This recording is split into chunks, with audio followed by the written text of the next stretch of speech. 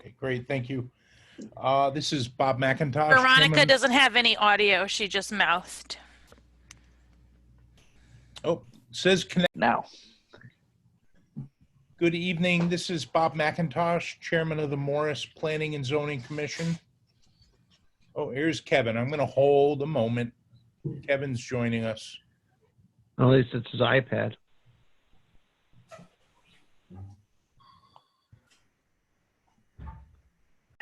You can press record too. Okay, we're live. All right, we're set. Hi, Bob. Of course, if you're in Long Island, it's record. It doesn't indicate it's recording on my end, Tony. I'm going to press it here, okay?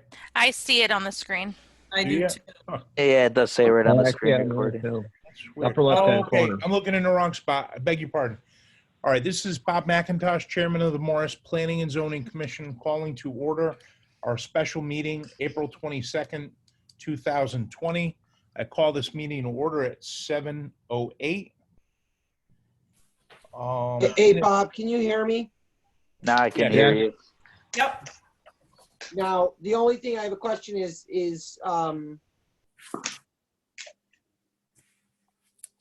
I don't know if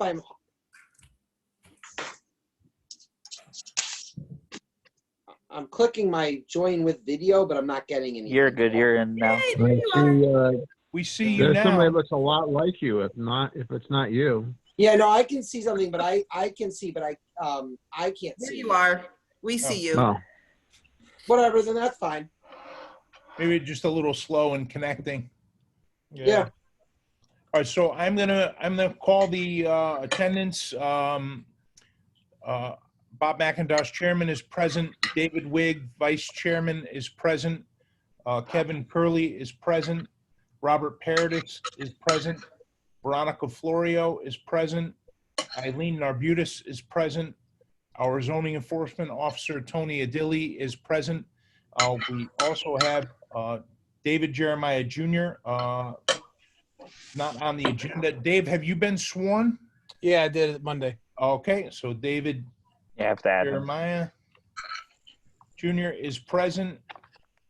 And we also have joining us Jocelyn Ayer from Northwest COG to assist us in our POCAD development.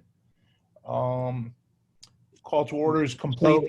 New business section, there are no items, so I'm moving to I'm item raising my hand. 3, old business. David Wigg, If you could recognize David Jeremiah he's an alternate. that's correct. Thank you, David. No problem. Okay, I know that Rob is at a conference or telecommuting to a conference. So I'm gonna appoint David Jeremiah Jr. for Rob Whipple.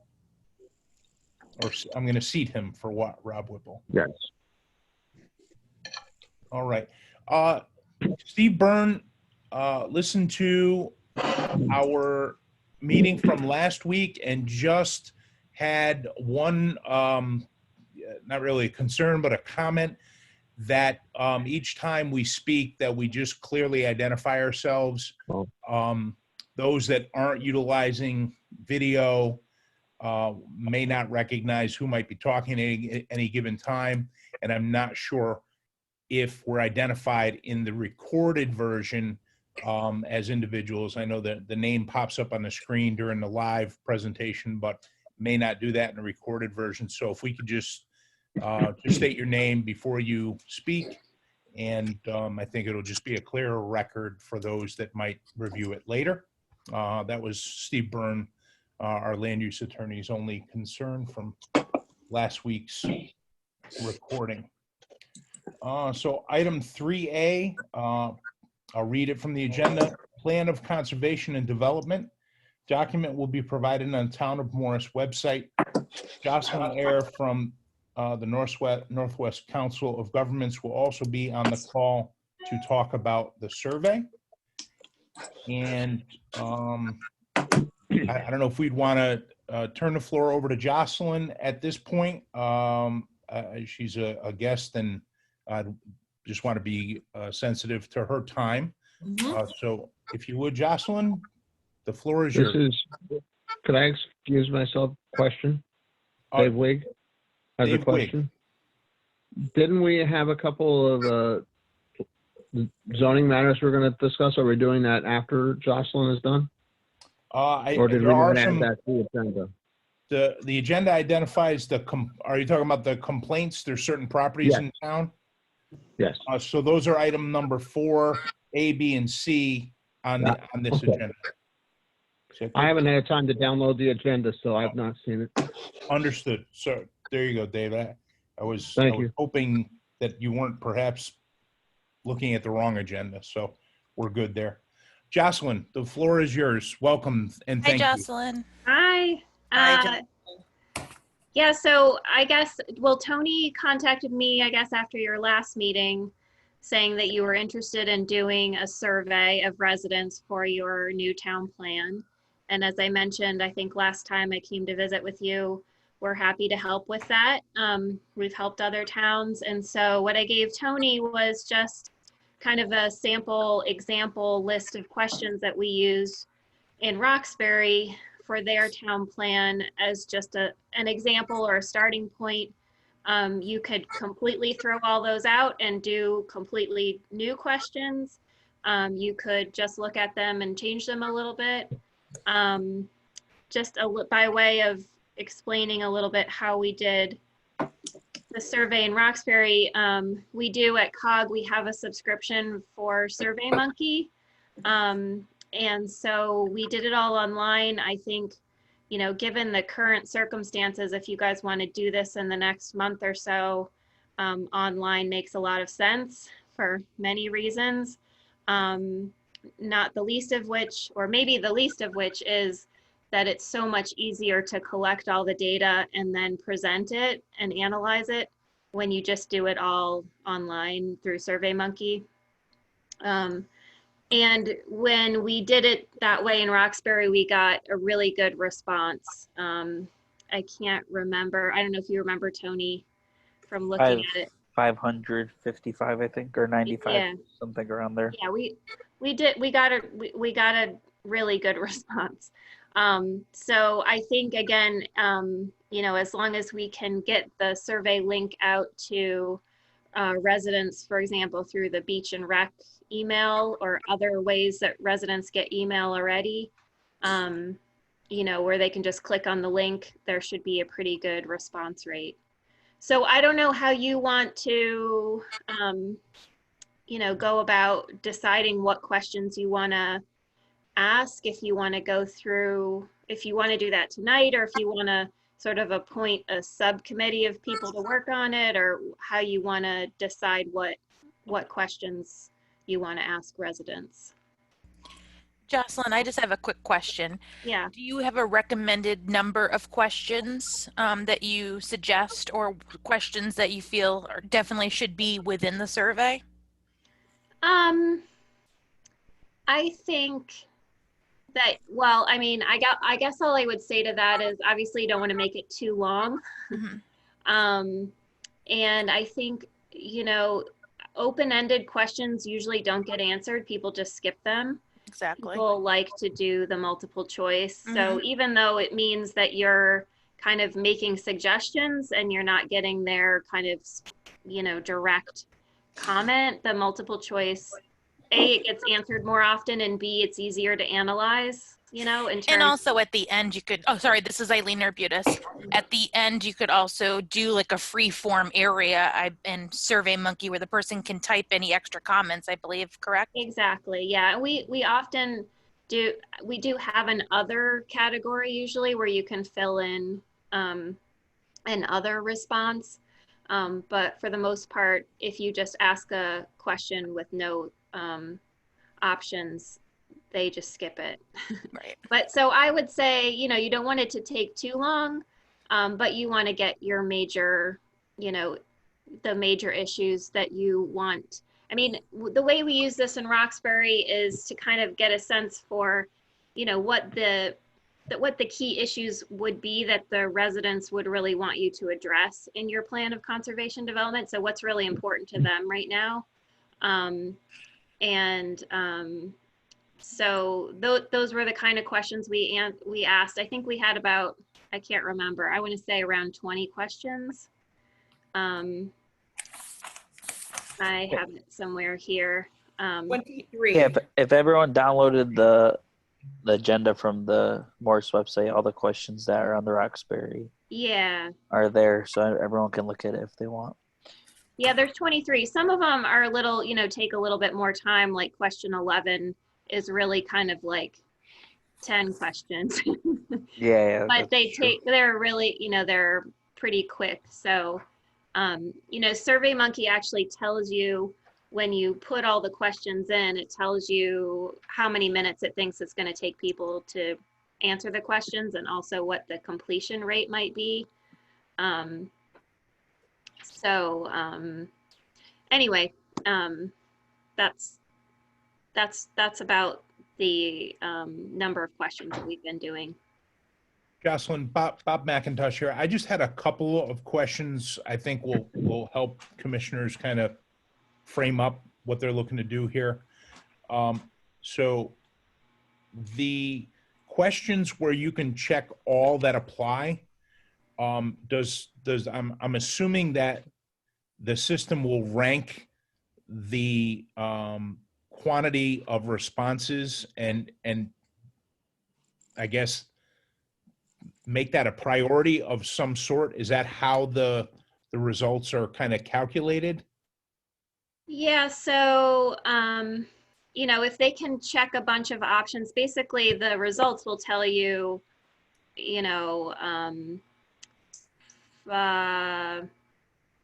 how many people chose those options. So like the question about what concerns you most about the future of the town, we ask people to just select 3 options, and then the results will tell you, how many people picked rising property taxes, how many people picked lack of jobs, that kind of stuff. Okay.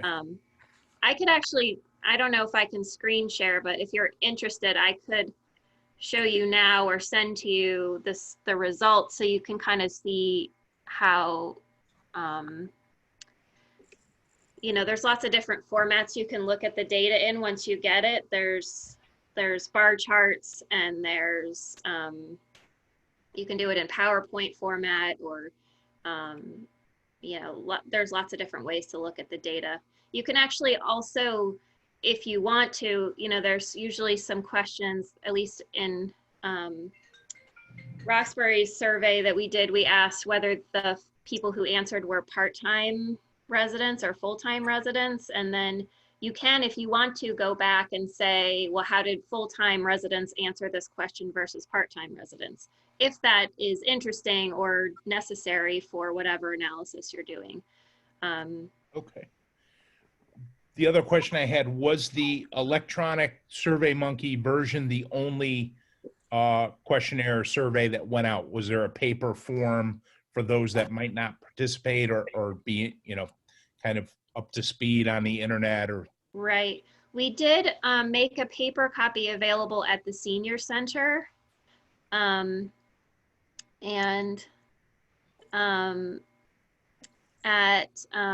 town hall for people who didn't want to take it online. And then we had to manually enter the information from those. Okay. But I can tell you that, I can tell you that only, I think maybe 12 people took it on paper. So most everyone, 400 and whatever, 80 people took it online. And, again, I'm thinking if you want to do this over the next month, I don't think your senior center is having a lot of functions, I'm guessing. Sure. Yeah. It'd be a nice break from the being cooped up, right? They'll be able to fill out a survey. Jocelyn, Veronica Florio, just have a quick question. How did you guys advertise it for Roxbury? Was it just on the town website? Did they do a newspaper notice to drive people to the website? Yeah, so in Roxbury, we actually created a postcard and we sent a postcard to every household Oh, that saying makes sense. basically, we're doing the new town plan. This is why we're doing it. There'll be opportunities for you to participate. So that's an option. In other towns, like we did this recently in Cornwall, they didn't do it that way. I think, well, so they have a town newsletter and they did like an article in the newsletter. Mhm. Again, I think you guys have I think I mean, I don't know. I get the beach and rec email. I don't. And I'm guessing there's quite a few residents on that.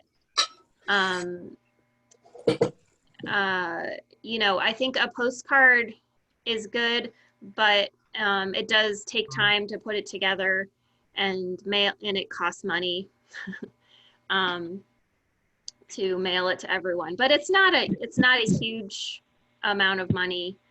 I'm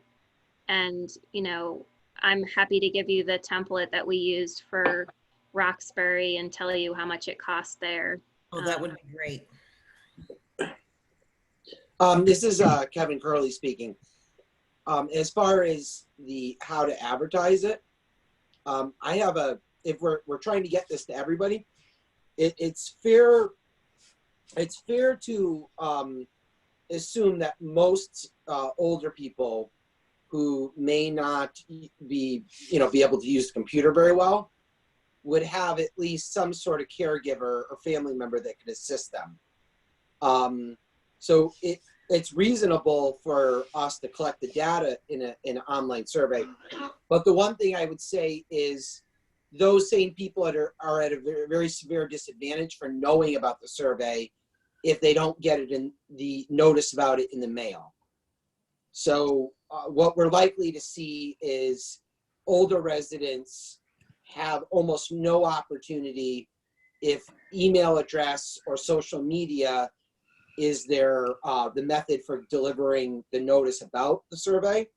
So if we're hoping for a good participation among all age demographics in the town, I think we're going to have to highly consider a mailer. Oh, definitely. Agreed. This Agreed. is Dave Wigg. I agreed. Veronica, I agree. Yeah, I think we're committed to that, right? I think all of our discussions have talked about assembling the information online, but at least providing, I know our last meeting, we said we wanted a paper option for those that weren't computer savvy, if you will. But I think the mailer is important to get the word out to as many participants as possible. Yeah, along with social media. I think that's another useful outreach tool. Yeah, the Roxbury, the first selectman has a town Facebook page that has a lot of followers, and that also really helped them promote the survey and remind people about the survey. Because sometimes you've got to tell people about something 3 times before they sort of make the time to get it done. I mean, how many people have actually done the census? Yeah. Veronica, I did. I did Dave too. Wigg did. Jocelyn, the time frame, you say approximately a month between noticing it, putting it out there, and then calculating the results, or is it just the notice, trying to get people to participate and getting some traction on getting results about a month, and then you leave it in the field for a period of time? How does that work?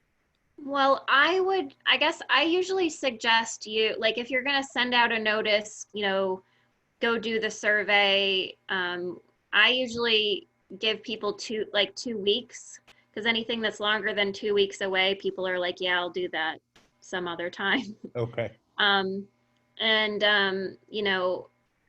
But we can leave it open for 2 weeks and see how many results we get. And if we don't get enough, we can say we're going to keep it open for 1 more week or whatever. Okay, so it can be extended. Yeah, totally. I mean, yeah. And again, the great thing about SurveyMonkey is, I mean, the results are instantaneous. You know, there isn't any, you know, I mean, you want to look at them and, you know, think about the results, but in terms of like reporting the results, that can be done the minute the survey closes. Okay. So, and you can keep an eye on things like, you know, again, if you are asking the question about the age of the respondent, you can, or, you know, things like that, you can sort of keep an eye on, you know, we're not getting any people that are over this age responding, or, you know, that kind of stuff. And then do targeted outreach, for example, if you really want parents of school children to answer and nobody who has answered has a kid in the school, then we could try to maybe do some targeted outreach through the school or something. This is Eileen Narbutis. Just branching on what you said about the school, with all the kids going, learning online right now, I wonder if we could work with Region 6 and ask them to have the teachers maybe send an email out to those students' parents and say, by the way, go check out the website, because we're working on the new town plan for Morris. I don't know if that's a possibility or if it's too... I think that's a great idea. And this is Veronica. I'm one of those that I did do the census, but I do remember having at least 3 reminders that came by me. So I'm, you know, we need to come up with ideas like that to have multiple touches before we actually, you know, to ensure we actually get a response. This is Veronica. We could also have Tom put it on the sign outside Town Hall there across the street on the green. Right. That's a good idea. That's a good idea. Yeah. Jocelyn, kind of bouncing off of the school email idea, how do we monitor that only Morris residents participate in this survey? Is it something we don't have a lot of control over? Not that people would intentionally try and influence the response outside of the community, but people may misunderstand if we're utilizing Region 6. You know, I'm just curious how you target it and don't get a lot of extraneous participation. I mean, there is basically there's like a welcome page that says, you know, this is the survey for Morris residents about, you know, what they want to see for the future of Morris. So I guess you would hope that would be clear. Okay. I don't think we've had a big issue with people from outside of the town taking the town plan survey. Yeah, I think with that welcome page or that first page, it spells out who we're looking to participate, and then somebody that may have gotten an email invite inadvertently from Warren or Goshen go, oh, this is not me, and they just move on. So that makes sense. I didn't think that. So. Somebody has too many audios on. Somebody just hear the echo? I do. How might there be an additional audio, David? Give us some insight. Veronica, are you? Maybe you?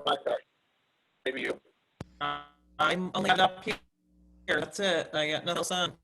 No, it's echoing here as well. Yeah.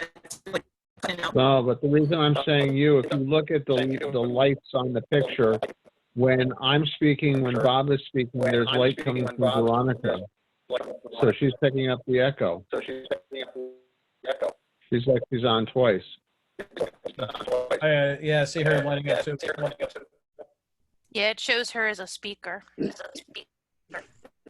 Veronica, are your cats on the phone too? No. I have the screen that says you are muted, but you unmuted by host. Now I think the internet company is is punishing her. I'm sure Something is out of sorts. Yeah, it's not working slow. Well, this And don't worry, don't feel bad. weird. I was on a call a week ago and it was like echo and it just was reverberating because I think there was more than one person was having that problem. And we did figure out who it was because you see the name of the person that stays constant on the screen because it shows you who's speaking. Seems to have cleared up. Yeah, she got muted. She put herself on before. mute. Just unmute yourself when you need to speak. A little echo there. Yeah, maybe her volume's up too high. That's possible.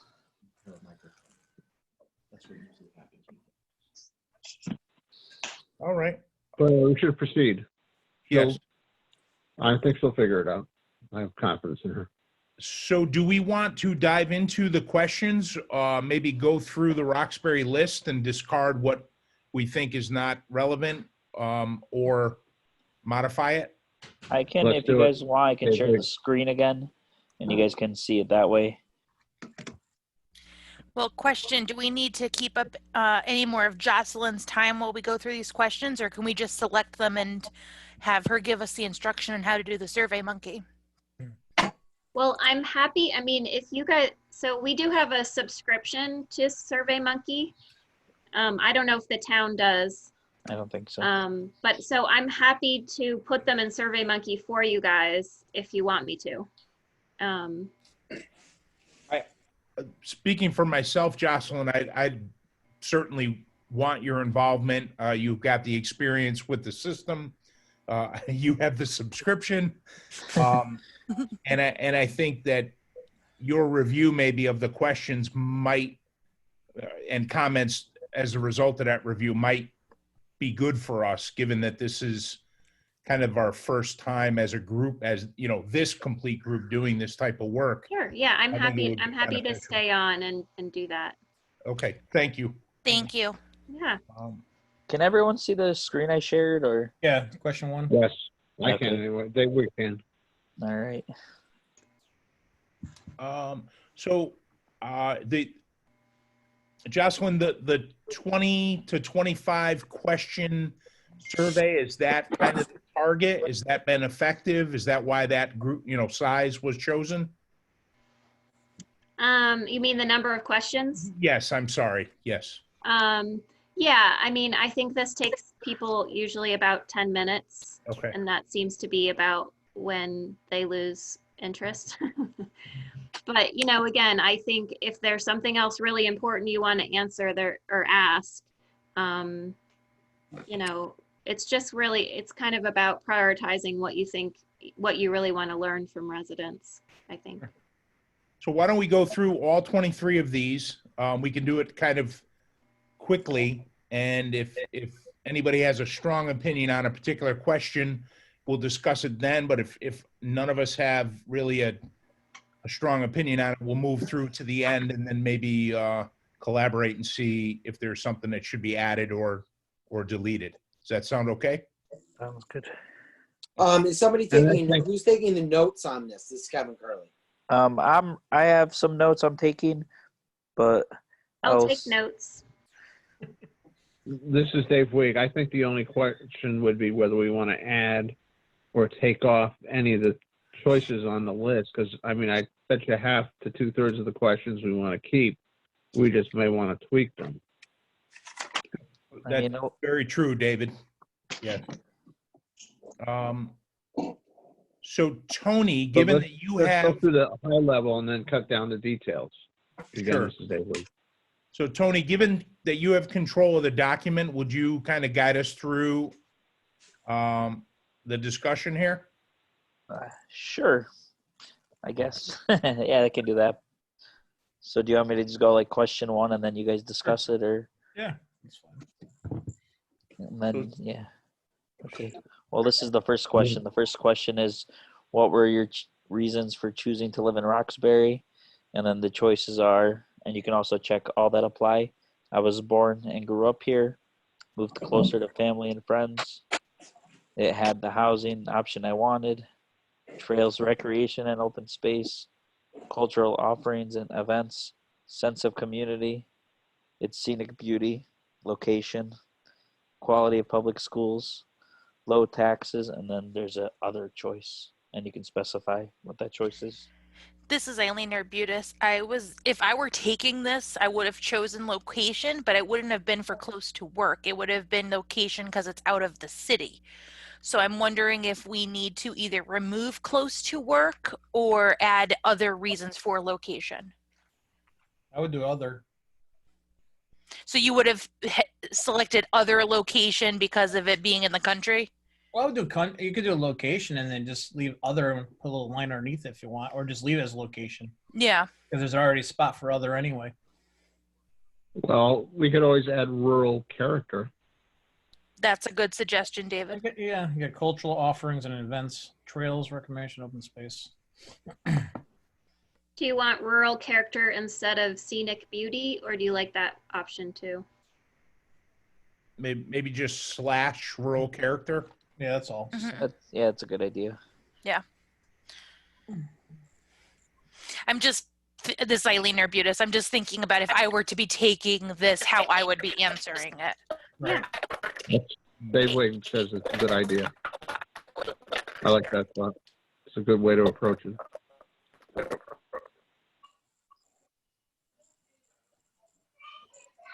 Question 2, I say keep, just cross off Roxbury and make it Horace. How's that? I can handle that. That's Are you guys still having the problem? Yeah, we are. Veronica, why don't you try to exit the Zoom meeting and come back in? That might help. Or when you speak, turn off your speaker. I mean, your lower your volume when you speak.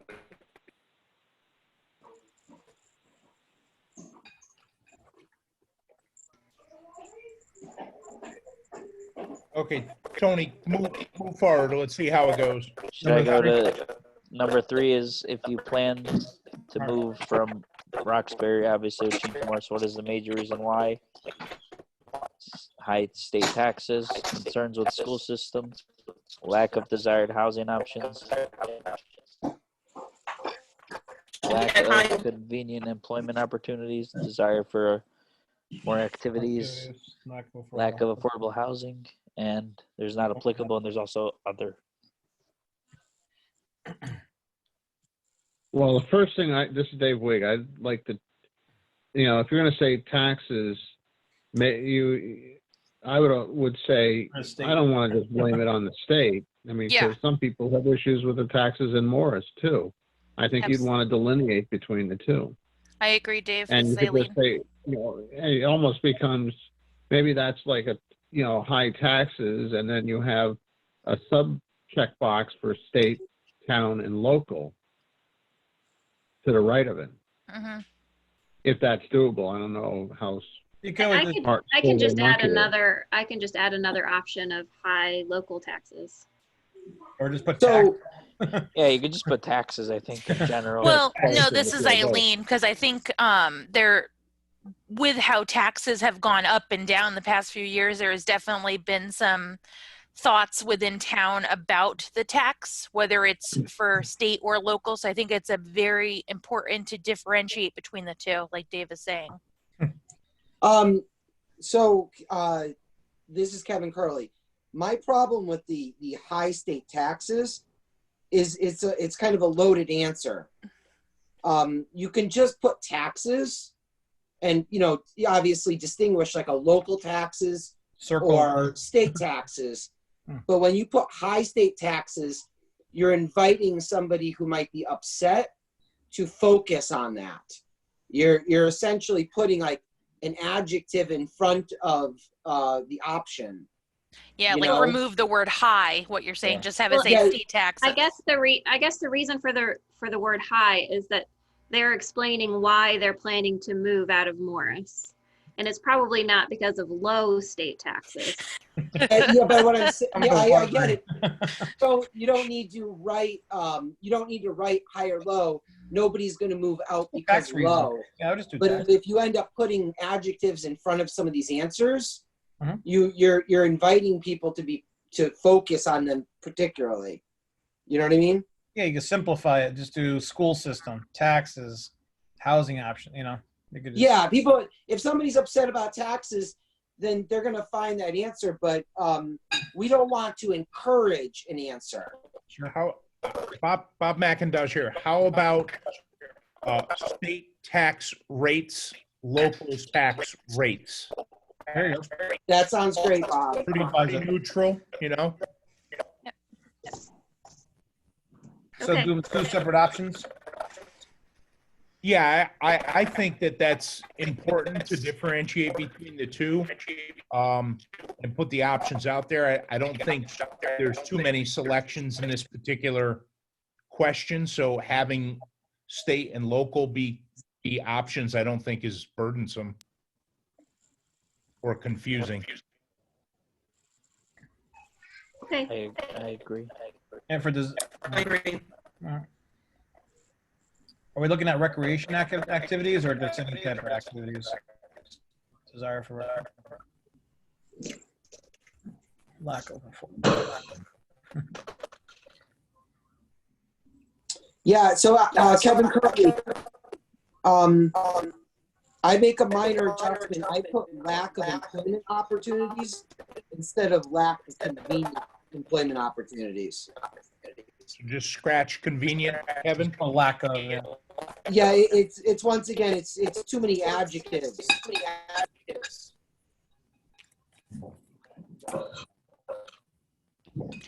Ronnie, can you go back on mute, please? Thank you.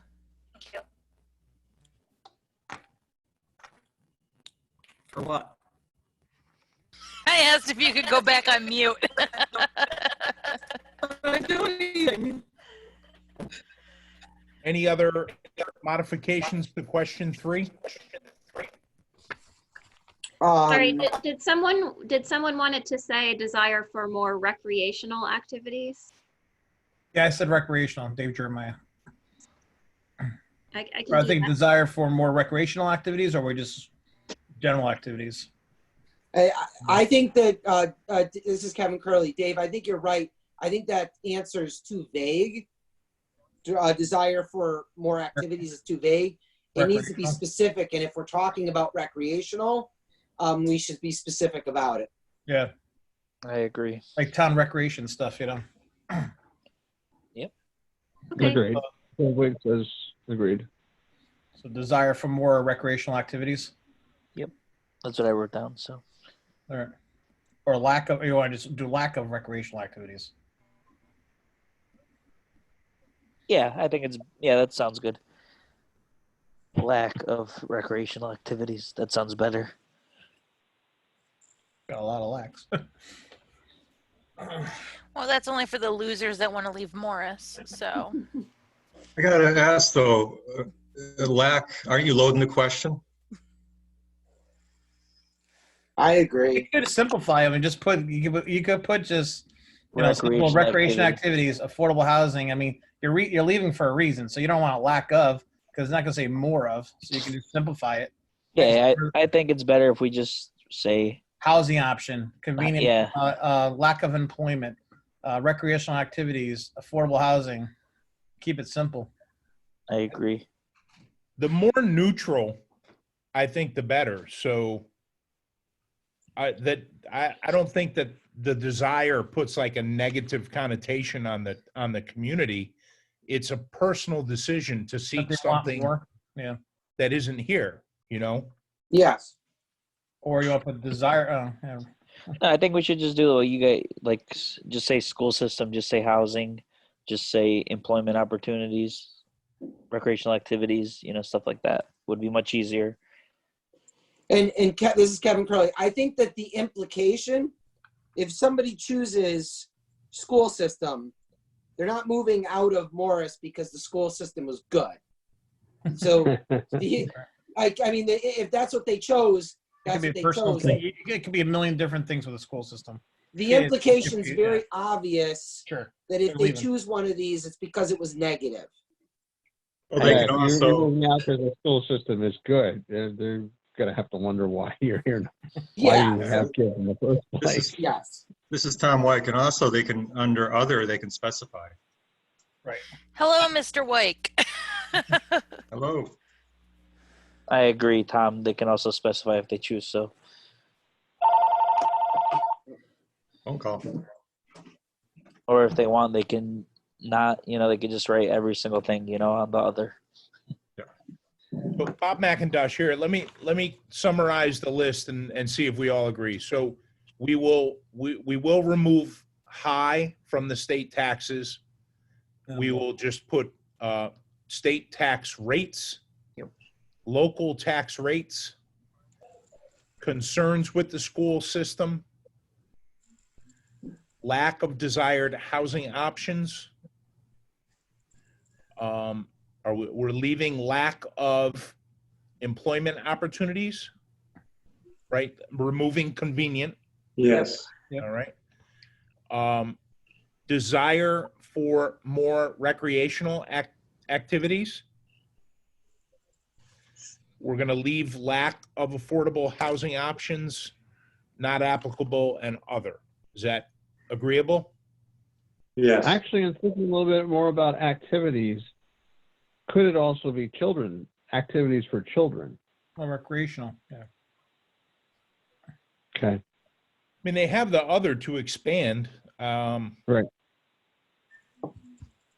Well, have a younger child, I mean, one big thing was I would say a daycare stuff. That's one big reason up here.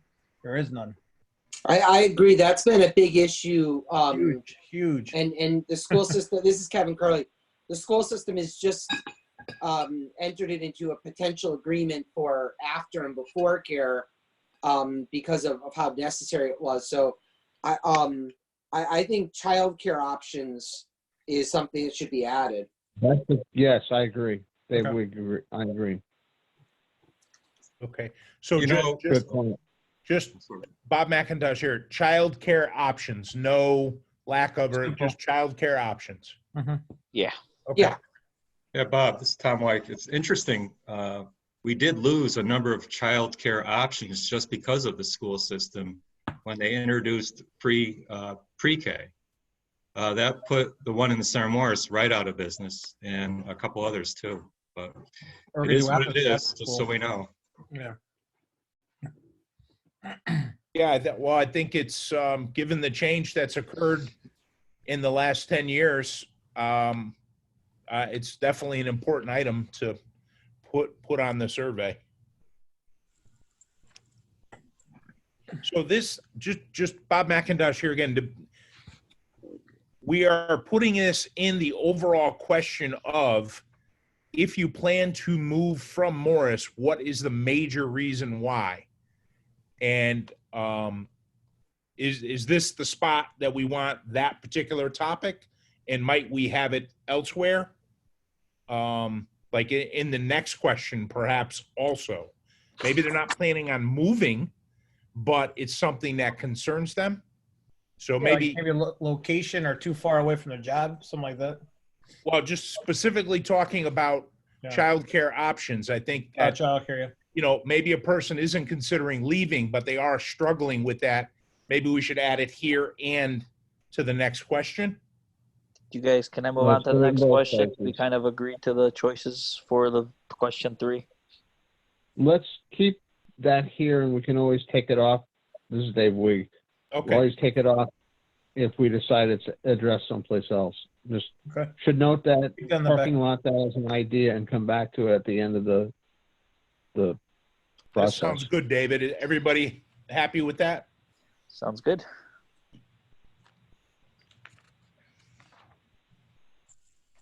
Okay, so I'm going to move on to question 4.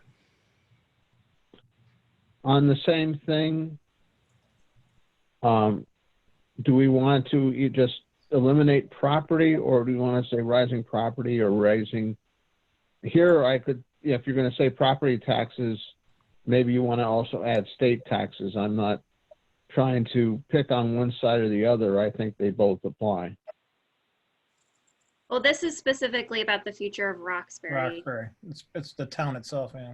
I mean, But Morris is in Connecticut. If Connecticut is an influence on whether you stay in Morris, I think that so then we shouldn't even put state taxes on the previous question. yeah, I guess this one was more sort of getting at what are the issues that we really want your POCD to address, and your POCD is probably not Okay. going to address state taxes. Right. Okay. Yeah, Thank you. That makes sense. What concerns about I agree. plus I, you? I think it's very specific to, yeah, I think it's written right. I agree. I didn't think of it that way. Thank you. I just was thinking that we're picking on the state in one case and now we're picking on the town here. Yeah. I'm not trying to pick on one or the other. Do you guys think we should, I mean, obviously we should change a couple of them. I would think, like, for example, challenging and finding fire and ambulance volunteers, since right now we don't have an ambulance. Volunteer ambulance, I should say. I Future think that concern. I think ambulance belongs there just as much as fire does, because we Well, it don't have an definitely does. ambulance because we Right. don't necessarily have the. No, I'm Because we saying, don't have the ability to support it. volunteers. no, that's what I'm saying. We have the fire. but Well, we this don't is have- Kevin Curley. What it sounds like, if I had to assume, is that the planning and zoning folks at Roxbury tried to compile a list of things that they generally heard as concerns in town. Right. And what they were hoping to do was get an idea what concerns were the largest and which were the least. Right. What I would probably adapt in the challenge in finding fire and ambulance volunteers is there's been a concern in town that we no longer have a local ambulance service, that the ambulance is out of town where it once was in town.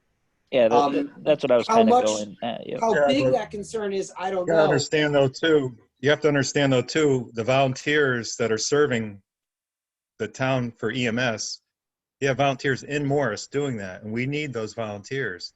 And there's a serious lack of those volunteers to help supplement the volunteers at LVA. So it's a future. So I think it's really important we have volunteers here in Morris on the EMS side, not just the fire side. Okay, yeah, I didn't realize. Okay, okay. Yeah, that makes and sense. the point is, though, this is separate Good point. questions. One question, this is specifically about being able to get fire and ambulance volunteers. But then we have a second question that Roxbury doesn't have. Roxbury has volunteer ambulance in town. We do not. So that's a second question. And it is a concern in town that people have relatively regularly addressed ambulance service in general. So what concerns you most about the future of Roxbury? One of the questions should probably be in-town ambulance service. Bob McIntosh here. So I think that if you have a concern about in-town ambulance service or the lack thereof, Right. it's simply because we are so accustomed to, in Connecticut, town services versus regional services. I'm not saying that it's, people shouldn't be concerned, but I think that we need to look at a broader approach to those types of services because of what's happened. The same things are happening with our school. We manage, other states manage these services on a county basis, sometimes depending on the size of the municipality, on a city or town basis, but in the more rural communities, it usually is a band of towns in a county setting that manage it. So I think everyone's I think idea of how these services is delivered is probably going to change over the next 10 years or 20 years. Absolutely. Bob, this is Kevin Dave Curley. Wade. I agree with you. I'm not taking one side or the other. However, if our job is to come up with a list of things that we believe town residents would suggest were concerns for them, this is something that has been a concern. And we should have it as an option for them. I don't have one view on it or another. I understand both sides. I agree. I'm not trying to this is advocate Tom White. for. I see what Kevin is saying, but if you want to have a local ambulance service, you need to have ambulance volunteers. And that's one thing that is an obstacle to providing a more local ambulance service. So I think the question is pretty good the way it is. You know, I'm The only thing I'd like to speak, Bob. Dave, Can I I was speak just going to to- recognize you, and Thank you. I'm just trying to keep us from stepping over each other. So, David Wig, please, you have the floor. Thank you. I mean, I think the only value of the ambulance as an item on the list, in addition to the current one that we're looking at and debating, I would say keep this one as it is, because I think it's a fair and valid question and raises a fair and valid point towards what Tom was saying. But we want people to want to answer these questions. We want to motivate people to fill out this survey. Yes, the ambulance is controversial, but maybe that might encourage people who are pro or anti, pro what we've done or anti what we've done to better to want to fill this survey out, to not so much to take a plebiscite on how important it is, but they may look at it that way, and that might get us more valuable answers on the rest of the stuff. So Just Bob a thought. McIntosh here. David, I started looking at this, the step after the survey in the context of this question, and hear me out. I wonder if whether we ask the question this way or that way really doesn't change what the commission or even other town officials might make a recommendation as to how we manage those services going forward. I think we're all going to recognize that it's a concern, considering it's different than what we were accustomed to 10 years ago. But we need to be forward-looking after we compile this info. And even though we know what has been, it might not be our recommendation to pursue getting back to that. It might be more regional. So I don't think I'm worried about how we ask the question. I'm indifferent to it because I think the resources are going to determine how we manage the service, right? Yeah, and this is a 10-year plan as well. So if that's the future, I think Bob's correct. My point is that we want people to fill out this survey. Will having something controversial on it like that get us people filling out the survey and get better answers on everything else? And not so much that we're here to make a change in policy or make a difference in what happens, but do we ask questions in here that are provocative that will motivate people? Oh, did you know there's a question about the ambulance on the survey? Oh, I want to fill that out. I want to give my 2 cents. But if they give 2 cents on that, so what? We're not going to make a big decision based on that. It's not really something we're probably going to recommend on. I agree with that. But if that gets 20, 40, 100 more people to fill out the survey, is that something we want to see happen? That's my argument. Yeah. I'm looking at the question again. I mean, that really summarizes. You believe this? What the challenge is, It's okay. It's I'm finding. just saying we could take it a step farther. That's all. To do it, like Kevin was saying. I mean, that's why I kind of looked at this one and asked Jocelyn to come on, was because a lot of these issues are Morris issues as well, So that's why I figured this would be a good idea. Good choice.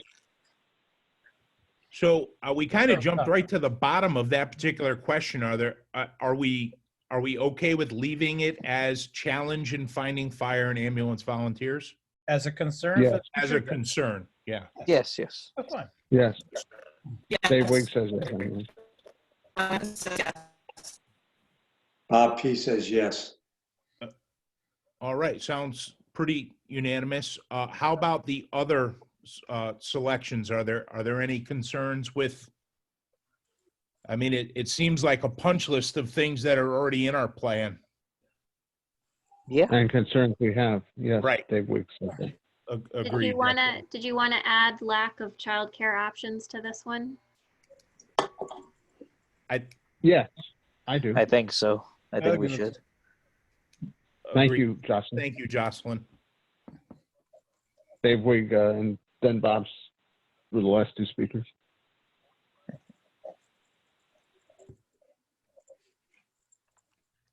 Is there anything else we should add? How about like commercial, Dave Jeremiah, how about commercial businesses, anything like that? Future of commercial business?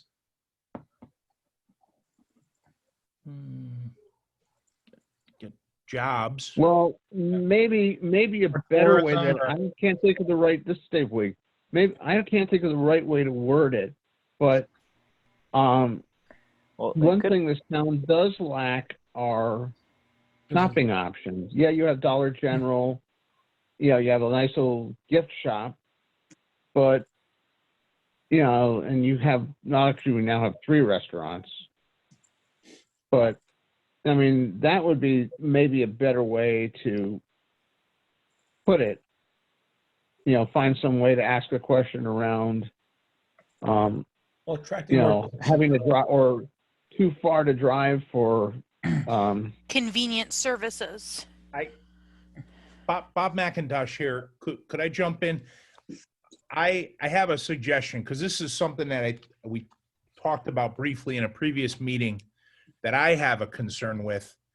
And although Eldridge is a wonderful little community, it's isolated from some of the greatest things that Morris has to offer by way of a lack of sidewalks and access to the library, the Poppies complex, and our new little general store, if you will call it that, the post office.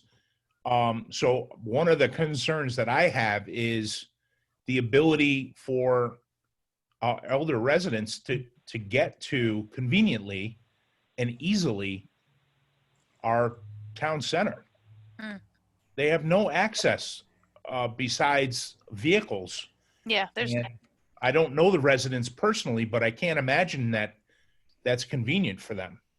Right. I live 3 houses up from Dollar General and I can't walk to it because there's no sidewalk. I have to get in my car and drive down the street.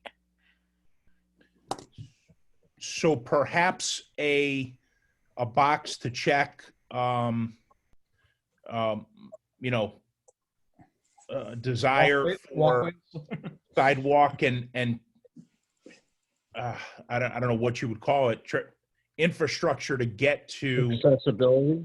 Yeah, accessibility to our town center. To our providing access opportunities to town center. Non-vehicular right. accessibility to town center. Pedestrian accessibility of the town center. Exactly the wording. The right word, yeah. And that's why you're on the phone, Jocelyn. Is there anything that you're concerned about that we should add to the list? Do we really, is high-speed internet a necessity on there, or take that off? I think that should be on there. That is a necessity. I think Ben Pilecki would step up and say that. He would also add, what's that?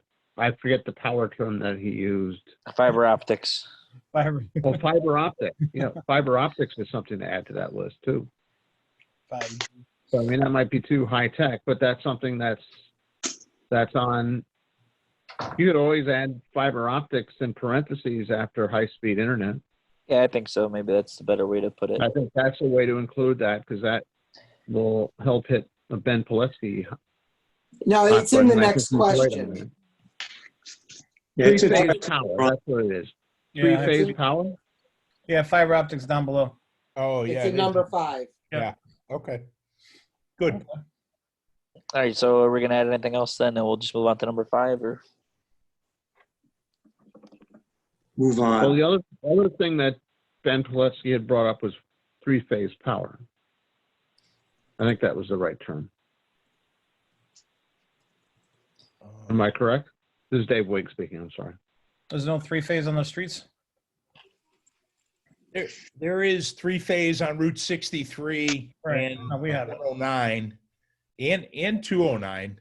Okay, so we do have some.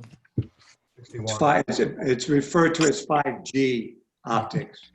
I was going to ask, what does that mean? Fiber optics. Fiber optic is different than 5G.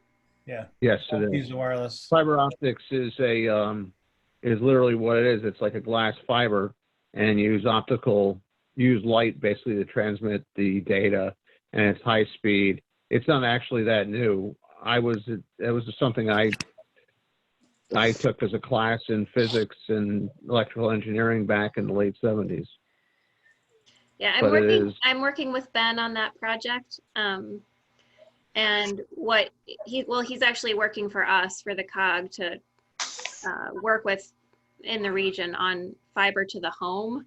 So the difference is an actual fiber cable that comes into your house versus 5G, which is an antenna on a pole. The backhaul part of the 5G is fiber as well. But anyway, that's kind of in the weeds for this conversation. But 5G would require so many transmitters in this town that it would not be feasible. I would not. Exactly. I would not be promoting 5G for Morris. Right. But I would promote 5G is not coming. stuff. 5G is not coming to Northwest Connecticut anytime soon. I think the phrasing. And I don't think it needs to. Yeah, I think the phrasing then is appropriate in these two questions regarding the technology.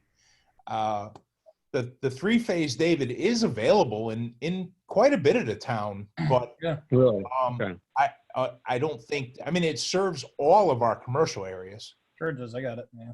Yeah. So. Oh, even the town center. Yeah. Yeah, we have Okay. 3-phase through the town center. The school has 3-phase. Okay. I didn't know. Because Ben made it sound like it was not really that readily available, I thought. Yeah, I don't know. He might have had a hard time when he put all his air conditioning equipment in, maybe. It's everywhere it needs to be. Maybe off of it on Higby Road. I think Higby Road. Yeah, I think you're absolutely right. Is that Tom? Yeah, getting off the side there. Yeah. Okay. So that's very specific location. Right. I hear you. Then that's what the available on point is. the Okay. Other end of that parcel, but I agree that it's not that important. Then I removed my concern on that. I thought it was much less prevalent in town. Are there any other additions we think we need to make or changes to? Are we set with 4? I just say add parentheses fiber optic on high-speed internet. Okay. But if it's addressed farther down, we may not need that. Yeah. Well, the only thing I would say about the high-speed internet before we move on, this is Kevin Curley, is a lot of cities have more than one option for their high-speed internet. We don't. And This for is most, Eileen. I was just about to say the exact same thing, Kevin. for most of Morris, the affordability is really about the options. Because there's really only one option, it's the price is the price. But what ends up happening in more populated areas where the options are greater is then all of a sudden there's price competition. So just the one last thing on this number 4, it might not be lack of affordable high-speed internet, but it might be lack of high-speed internet options. I like that, Kevin. This is Bob McIntosh. I agree that affordability is driven by competition, and we have none. And then maybe we take fiber optic off of it because that's a separate subject then.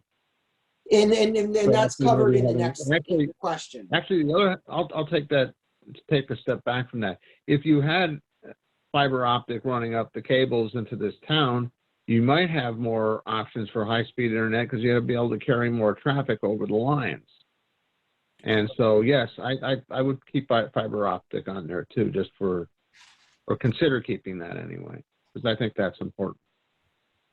But what if we have lack of affordable high-speed internet options? And leave it simple. Yes. There we go. Yes. Yeah, great. Cell phone reception. School was followed.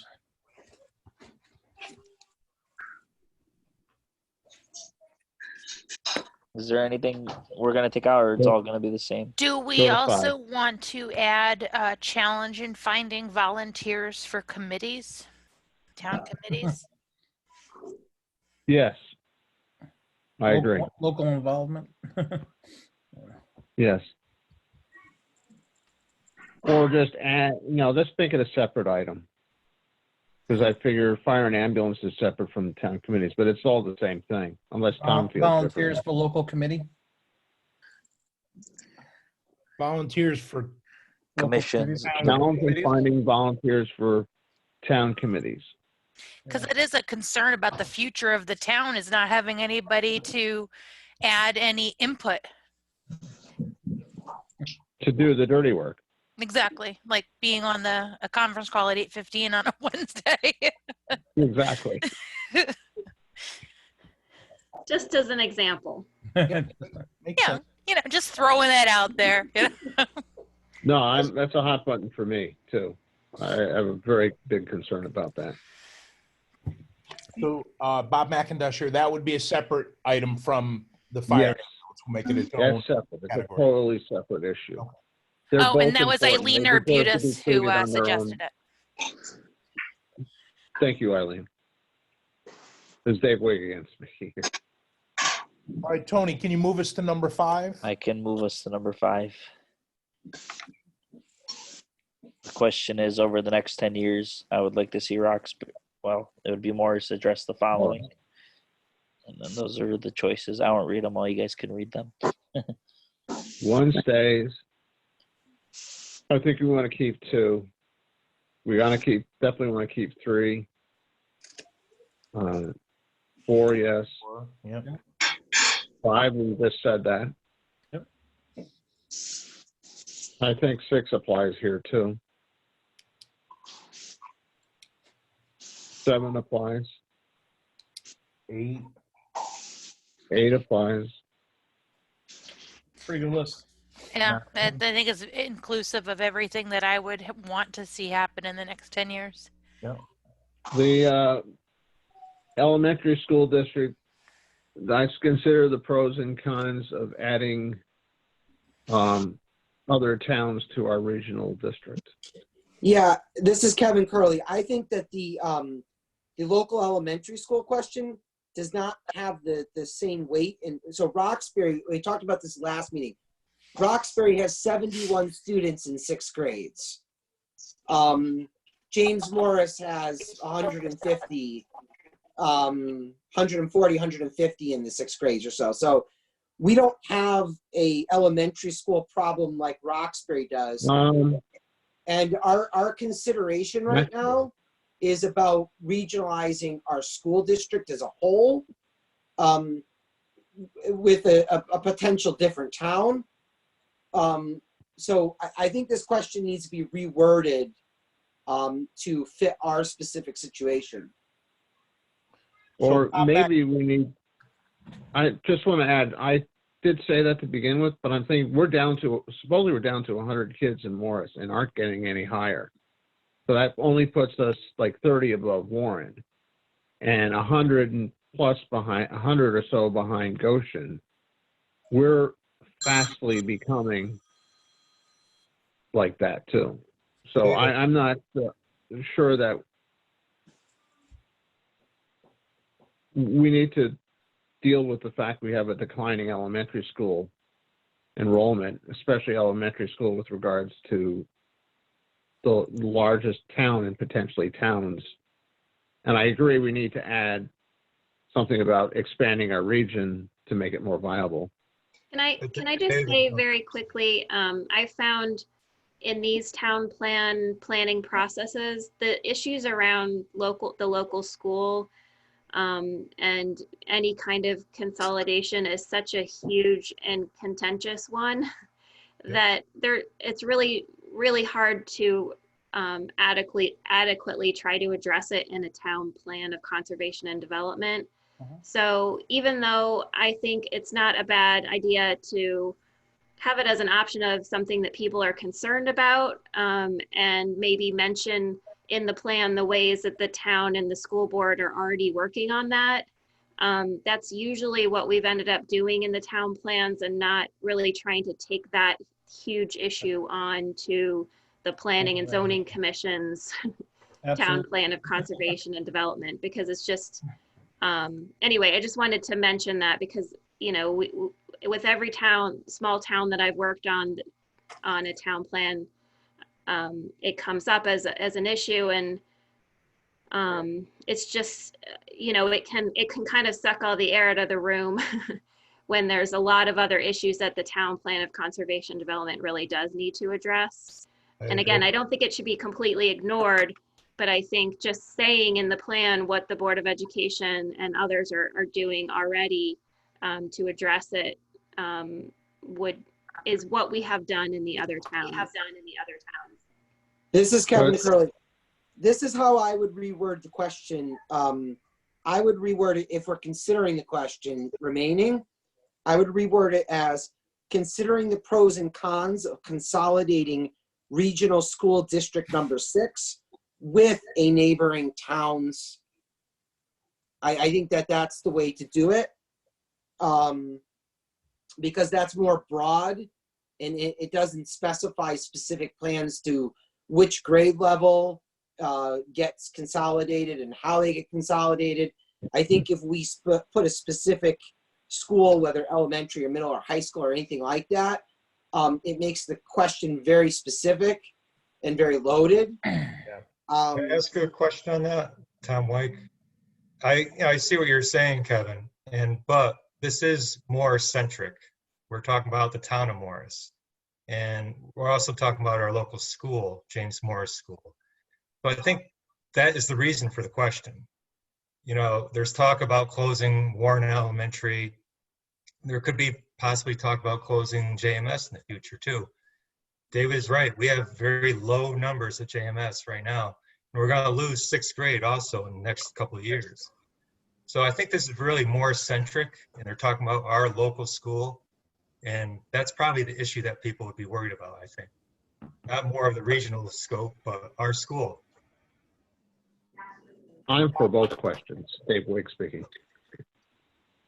But yes, Tom is 100% right in what he just said. Bob McIntosh here. So David, you suggest splitting it, asking it both ways? Asking Kevin's question about merging the region with another, I would just say with neighboring towns. I wouldn't even say a neighboring town, with neighboring towns. Take the letter A out of it. Because yes, we're talking about Litchfield, but at some point we're gonna have no choice but to do that. I think even if we're not going to make any recommendations in the town plan, I think we're going to send out a survey. I think we need to know the answers to these questions and how many people are aware of the issue and are concerned about the issue, both issues. So to me, it's information. It'd be useful for Tom and his Board of Selectmen to know those answers. I agree, Bob McIntosh here, and I think for the plan and the Planning and Zoning Commission, I think it's important to ask specifically regarding the elementary school, because ultimately, should that building no longer be used for a school, we would be, I think, significantly involved in reuse of that school for another purpose. Yes? No? I think that's fair. Yeah. Whether This it be is Veronica. Guys, so I turned off my video and it seems to have cleared that problem up on my end. Is it better for you guys too? Yes. Yes. Yes. Thank you, Veronica. Excellent, Veronica. Thank you. So do we ask it separately, local elementary school, and a separate one for Region 6, or do we just ask it as it is? I vote ask it as it is. Separately, Dave Wiggs. This is Veronica. David? Separately, please. Bob? I like it just the way it is. Okay. Kevin? I would put regional school district number 6. So Not both? separately or just RSD 6? I would just do RSD 6, and the reason why is because our elementary school can't make a decision until the whole district signs off on something. There's a trickle-down effect. No elementary school can close until all 3 towns sign off. So a change has to be changed for the whole Region 6 charter before we can even make a decision on our elementary school. So that's why I thought the question was too specific. So that's what I would write. Understood. Dave, Jeremiah? I leave it as is. It's already considered local elementary and your neighboring towns. It could be other towns too in the future. You never know how far it's going to go. Okay. I kind of, for just inclusivity, I think the count is already to keep it the same, but Eileen? Keep it the same. The same. Okay. So tentatively, we're going to leave it as it is. And we can obviously revisit it once we get closer to putting this in the field. How's that? Just in the interest of moving this along? Sure. It's just a survey. Number 6. Yep. Bob, did you have anything to say, Bob Paradis? I agree. Okay. Bob, I beg your pardon. I thought you would wade in. I'm sorry if I skipped you. Bob, you did. I did weigh in. Thank He you. did weigh in. No apology necessary. All right. So question 6 is. So let me just explain real quick. Question 6. Oh, sure. Go ahead. Basically the same, I think, at least as far as I remember. Question 6 was kind of be like, if you could only pick 3 of those things from above, because you really think those are the most serious things, which would you pick? So in number 5, they can pick anything that concerns them, anything they want the town to address. But in the next one, they have to sort of prioritize, if we can only work on 3 things, what 3 things do you really want us to do? So it'd be the exact same okay. answers Yeah. as the one above. It's the same choices, yeah. Perfect. Yes, it is. Moving Just on then. prioritizing. Understood. Great. We nailed that 7. one. Awesome. Thank you, Jocelyn. Tony, moving on to 7, please. I'm coming. I had to flip my paper. If you could bring something new to Rock to Morris, what would it be? And then those are the choices. When it says more rentals, do we mean more rental units, like properties? Yes. Or should it be more affordable housing? Well, you got I rentals, prefer that. Airbnbs. Yeah. Again, I'm sorry, this I is Eileen agree. Arbutus. And Eileen, this is Dave, and I agree. I think more rentals is confusing. And actually, I would say more housing options. I would just simply, Bob Perry, I would just simply add more housing. I leave more rental. Veronica, should we make it more affordable housing? Because, under the P&Z thing, we're under the gun that we don't have affordable housing. Mhm. Yes, we should. It's not really just our problem. It's a problem within the whole state. Oh, yeah. Wanna It's our mention problem, that. Tony. This is Dave Wig. Somebody could make it our problem by coming up with something we don't want to have to approve Correct. and we have no choice but to approve, rather than having a chance to do something on our own terms. Right. And that's why I feel very strongly about the regionalization stuff. This is a chance to do something on our terms that we control and not getting stuck with something that we don't like, that we didn't want. So I'll take out more rentals and put more affordable housing in its place. Please and thank you. Bob McIntosh here, anything additional? It's kind of a short selection list. We Yeah, we should go change back that. and look at the previous questions and see if there's anything we're missing. We could change the high-speed fiber optic broadband to affordable, high-speed internet options, like the Okay. other question. And just put fiber optic broadband in parentheses afterwards for people who like the buzzword. Okay. It's a good idea. Agreed.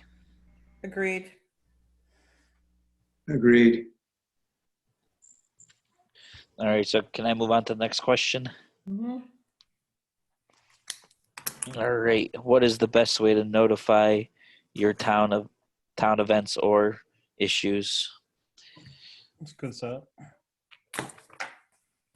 Looks like it's got the whole lineup there. Bob What? McIntosh speaking. Why does it say Voices newspaper? I just That's a local Roxbury thing, I think. okay. Yeah. So could we we have would an we just important change that one? to What newspaper? newspaper? Local newspaper. Local. Or Yeah, local newspaper. And the other one you want to do is, do you want to add local mailer? There's direct mail. I mean, a mailer. Message.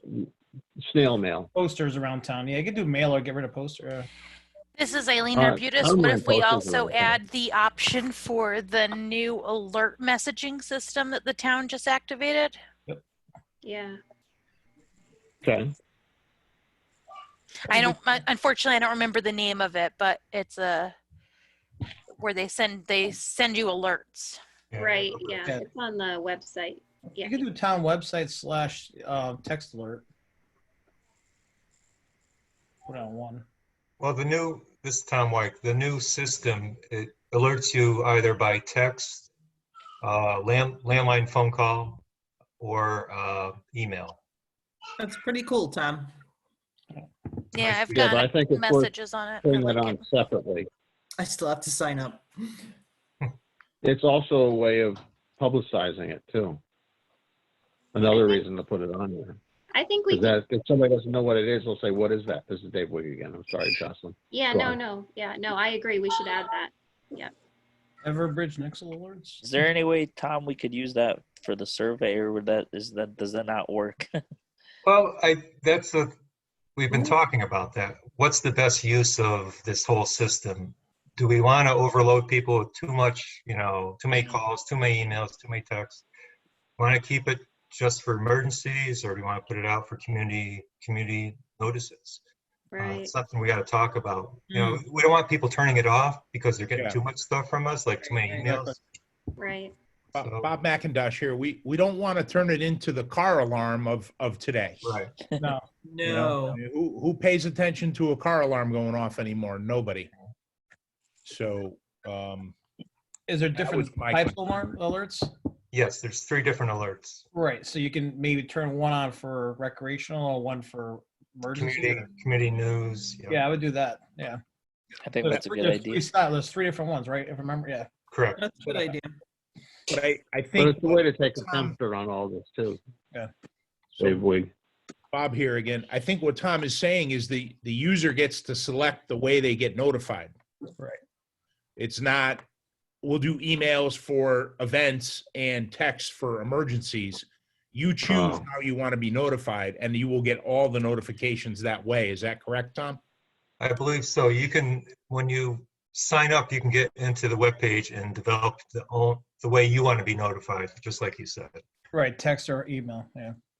Right. And for what too? So it doesn't do different. Okay. I know. Okay. That's what I thought. We So, developed a subgroup just for the boat launch code. Oh, good. Okay, cool. So they'll get notified email, text with the boat launch code.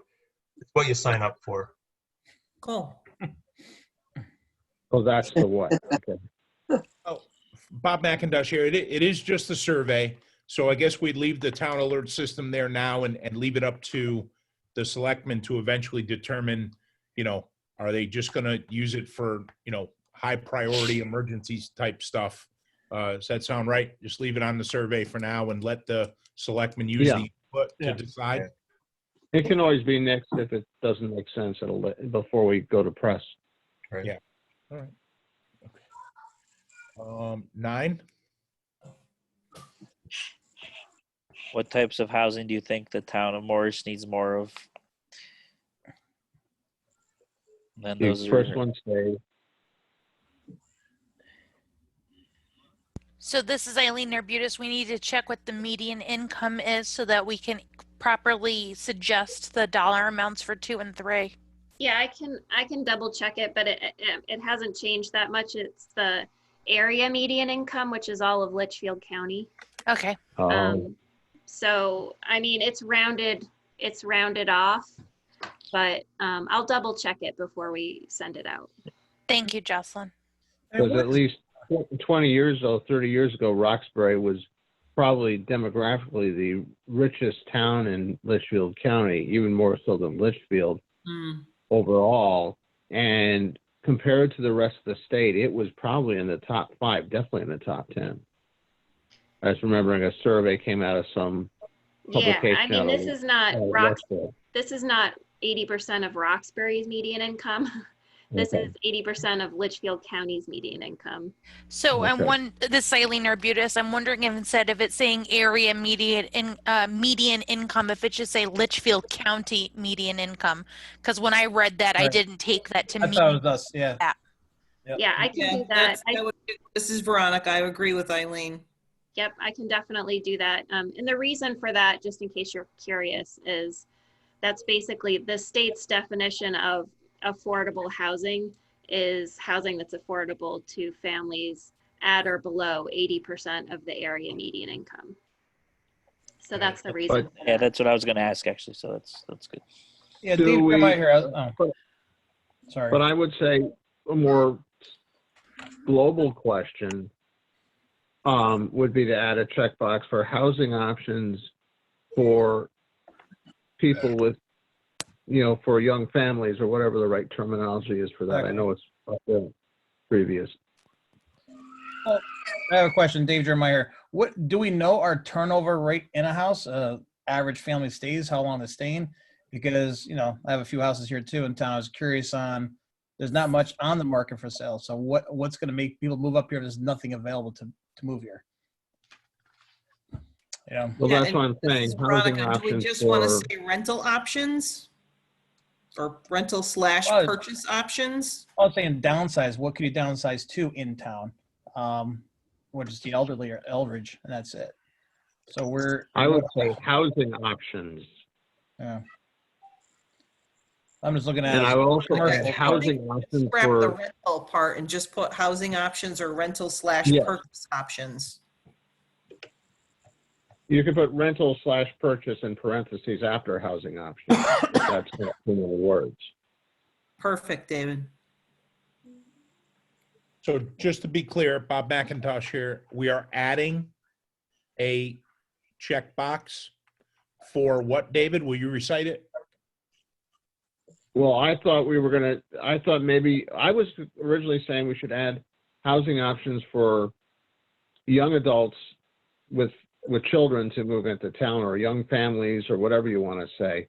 But then Veronica suggested that we change rental options to housing options and add parentheses, own or rent sort of thing, purchase or rental, whichever, and basically change the second and third option to be housing options, because therefore affordable for a family of 4, that's a young family situation, potentially.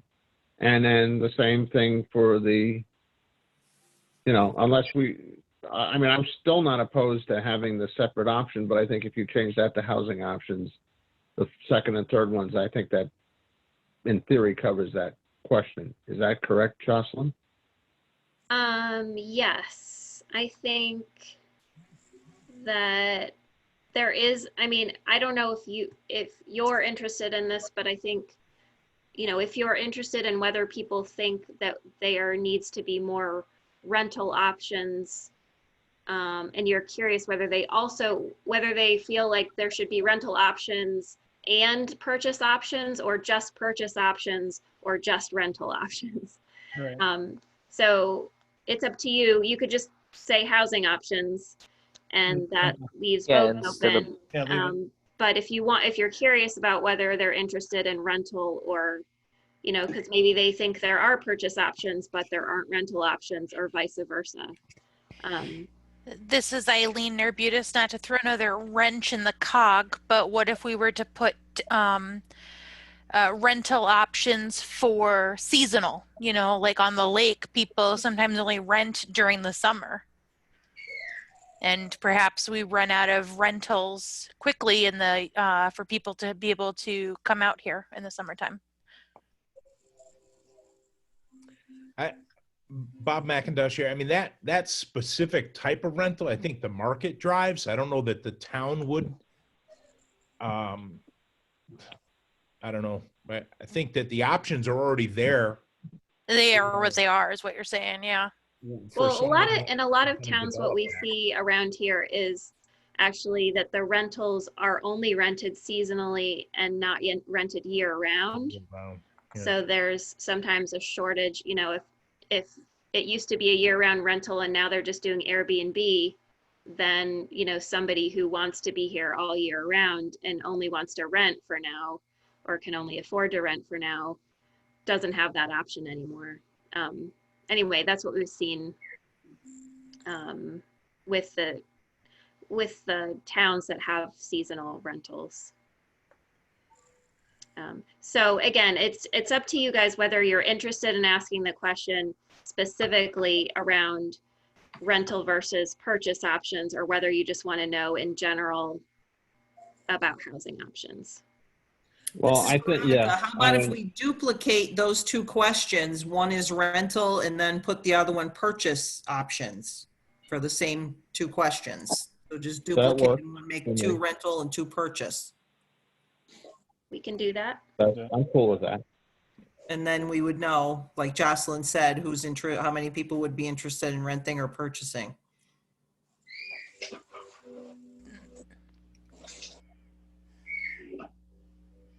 And there's other there. So we would have the opportunity to see something unique if a person had a different idea.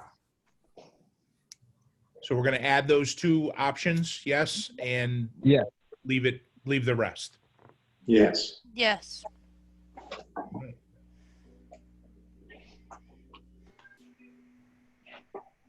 You ready to move on to the next one?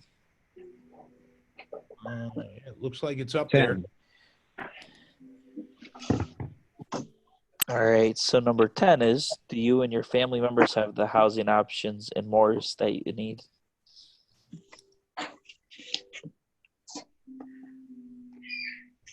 And those are obviously the choices.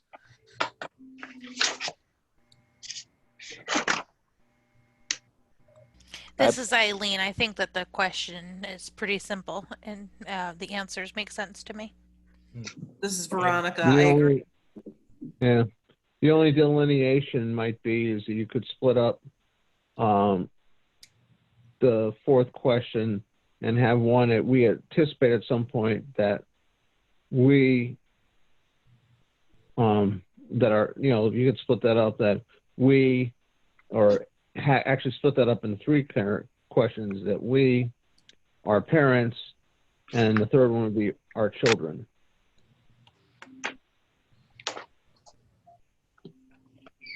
That, does this person envision their opportunity running out in Morris? Do they envision their parents' opportunity running out in Morris, or do they envision their children's opportunity running out in Morris? I think that might be interesting to see that from all 3 points of view. Jocelyn, can we break those out into three separate questions? Sure. Or you could do like A is we, B is parents, and C is children. Make it a... I think it's easier to make it three questions. Okay. I agree, because then when they do the, they pick their age, that'll help with the you know, answering that question. You know where they're coming from. Exactly. And I also think that might be a limitation of SurveyMonkey. You can have like an A, B, and C within an option. Oh, okay. Exactly. Well, Bob McIntosh here. Jocelyn, could we make this check all that apply? Yes. Because we have that three question that might have two are yes and one is no, you know, kind of thing. Right. Yep. Right. It's a good idea, Bob. That's my vote. Dave, we? Yep. Veronica, I agree. All right. Are we good? We'll move to 11. Yep, let's roll. All right, so like Moving Jocelyn on. was saying before, these are like one question, but there's a lot of questions in the question. So we'll just have to look at the ones that we feel like are closest to ours, but they seem a lot like things that we need here or want here or. I think having the word, this is Eileen, I think having town government is a little loaded for this survey, but that's just my own opinion. We could take that off if you want. No, I think we should put Planning and Zoning Commission specifically. Yeah. It should be there. And you can put the planning and zoning separately if you want to. I'm more than happy to take a hit. If I Bob, you can have local electricians too. I will be honest with you, now that I've done a few of these and we've asked this question in a few towns, we're kind of asking a lot of these same questions in different ways. And I know we're doing that all over the survey, and I think there's reasons to do that. But I haven't, in terms of what I have seen us do with the survey responses, this question hasn't been super helpful in terms of something that ends up being related to a plan of conservation and development strategy. I agree. So we could just take it out. Yeah, I agree to take, this is Veronica Florio, I agree to take it out. I would say that if you're looking at it that way, I mean, I agree town government doesn't belong on this list. I get it now. I actually agree with Eileen now and taking town government off of it. But the other stuff, I think they do apply to a town survey. You'll tell me why they don't. No, I don't think they necessarily don't apply to be curious about the answers. I'm thinking about what we ended up focusing on in terms of strategies and actions in the town plans that I worked on.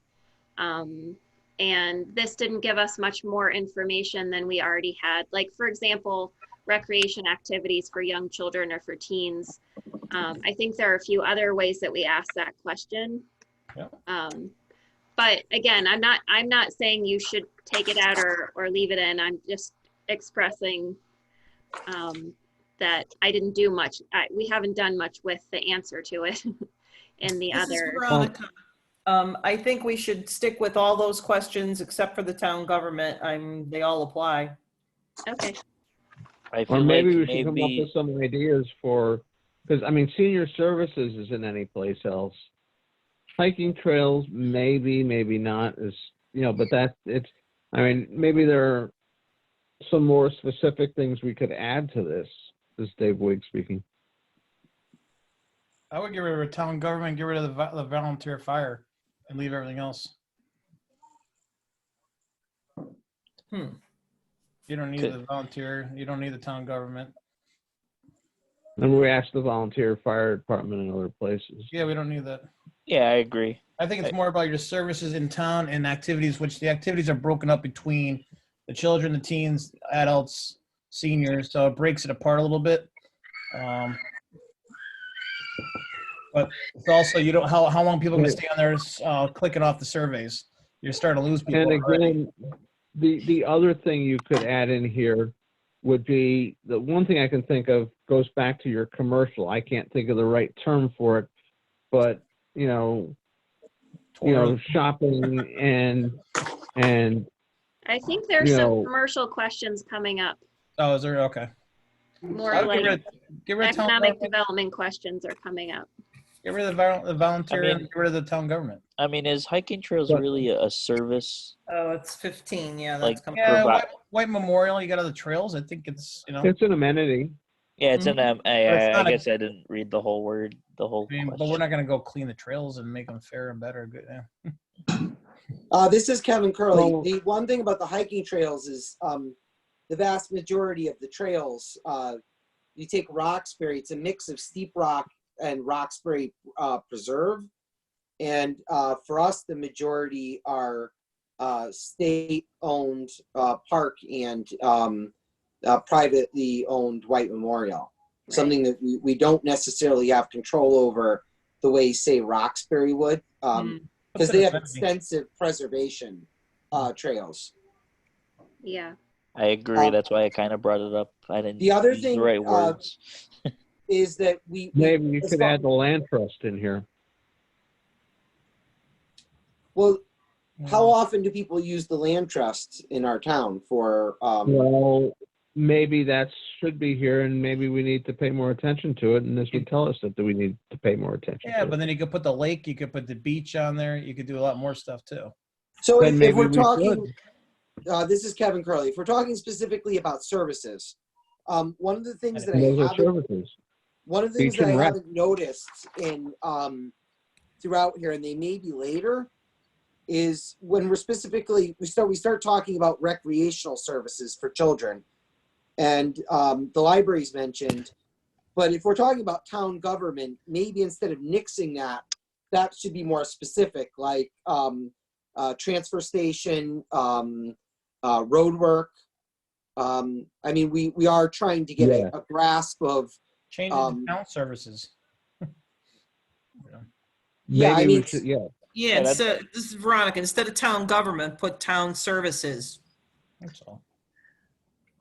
my only concern with it being town services, if we can do that as a broad question, but I get break it. we can also be very specific, because there's only a few of the major town services. There's not that many, but we can also consider the possibility of putting something like the transfer station or town roads there or something like that. I think that's a good idea. Well, getting back to Jocelyn's point, Yes. it's a scorecard for what is out there. How would that scorecard lend itself to us developing the plan? Because if we And get is it needs served improvement, by the other questions in this survey. this is Dave Wig, if we get needs improvement on certain things, there are things that we probably should put in the town plan and come up with suggestions, or at least assign responsibility to some committee that exists because I think Beach and Rec should be, in some way, should be on here too.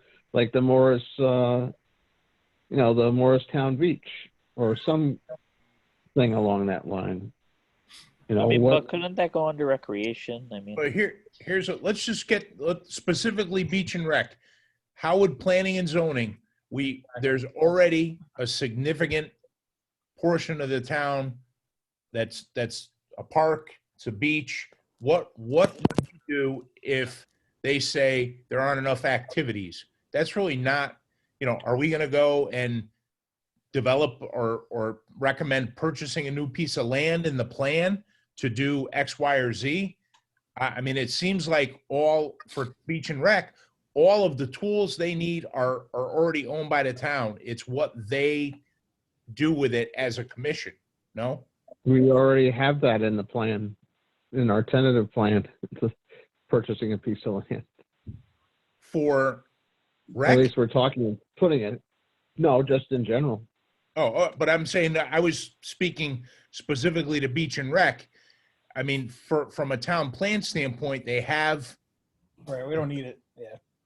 That's why I'm just saying, what is the usefulness of these questions? We're talking about adding Beach and Rec. Where do we go if they say needs improvement? All right, what do we mean by that? Right. It's too But vague. the thing is, this is Dave Wade. The question you have to ask yourself, what would make people more interested in the town? If we had more of these services and they felt these things, these were better, would that attract people to town? We seem to, it's a fine line we walk. I mean, we want this town to remain rural, but for this town to be viable, we need people. And what is this town missing? If we do this survey and comes back and says the library sucks, Beach and Rec sucks, that sucks, maybe we need to improve these things and make this place a better town to come to. Why just leave the question the way it is? Yeah. In the context of a town plan of conservation and development, maybe my definition of development is too narrow for you, David. It means how to use the land or craft zoning regulations to encourage use of land in that perspective. We already have those things. Now it's about actually creating programs. That's not. But it's not just about us. Conservation and development. We would come up with that. We'd say we recommend that Beach and Rec does certain things, that the town government does certain things to see that, the transfer station adds, they find out what's the issue with the transfer station, and they do things. I mean, not that this town government hasn't done something. I mean, I like the idea of the little swamp thing they added to the transfer station. So that might get good marks, and that be a way of measuring the success of what's been done there. But I think that the town plan is not just about us. It's about the whole town. Hey, Bob Correct me if I'm McIntosh. wrong, Catherine. Bob McIntosh, this is Kevin Curley. I have a question because it sounds like we're treading into an ideological question about the POCAD. So you're talking about developing a POCAD in the sense of the what we can do with infrastructure and allowing for it within the control of planning and zoning. Are we advising on the use of what we have as well and how to best use it? My understanding is it's the whole 9 yards. It's the town. It's not just, it's the town plan of conservation and development. I know calling it the POCAD makes it sound like some, mysterious technological item, but it's really just about how we want this town to develop and grow and how to direct ourselves and to, advise the local, the local government and governmental entities to operate to achieve these goals. If it would be helpful. Sorry. This is Jocelyn. Please, If it would be helpful at all, I mean, there are certain things that your plan of conservation development has to contain because it's in state statute, around land use issues. Beyond that, it's really up to the Planning and Zoning Commission about whether they want to take on other issues or more like what I would call community development issues around, things that would, if it's a major issue for residents to want to attract other residents to the town, for example, to include things outside of land use, like programming. But again, it isn't something that you would get into the weeds in. It would be more like a recommendation that the Beach and Rec look into providing more programming for teens or whatever. Right. So there's a specific list of things that I can provide for you guys in terms of what has to be in your plan. And then beyond that, it's up to you whether you want to include other things that are important to your residents. Could you send that to us, please, Jocelyn? Yeah. This is Dave Wigsby. Yes. And Bob, so this is Kevin Curley, Bob McIntosh. That's my question about what you were talking about is just, an example, Beach and Rec has a building at the town beach. Are we making recommendations on how to better utilize that building to provide for, developing the town in a better way? Or is that something that we don't want to get into? Well, my answer to the question would be if the town lacked a beach and recreational fields and recreation opportunities were something the community desired, as many do, then I would say that our recommendation would seek and zone an area that could be utilized for those purposes if the town's regulations didn't have that. So the plan would guide the regulations, and then the town would have an opportunity to pursue those places. What I would say that the plan isn't supposed to suggest is, well, let's do lacrosse instead of soccer, Yeah.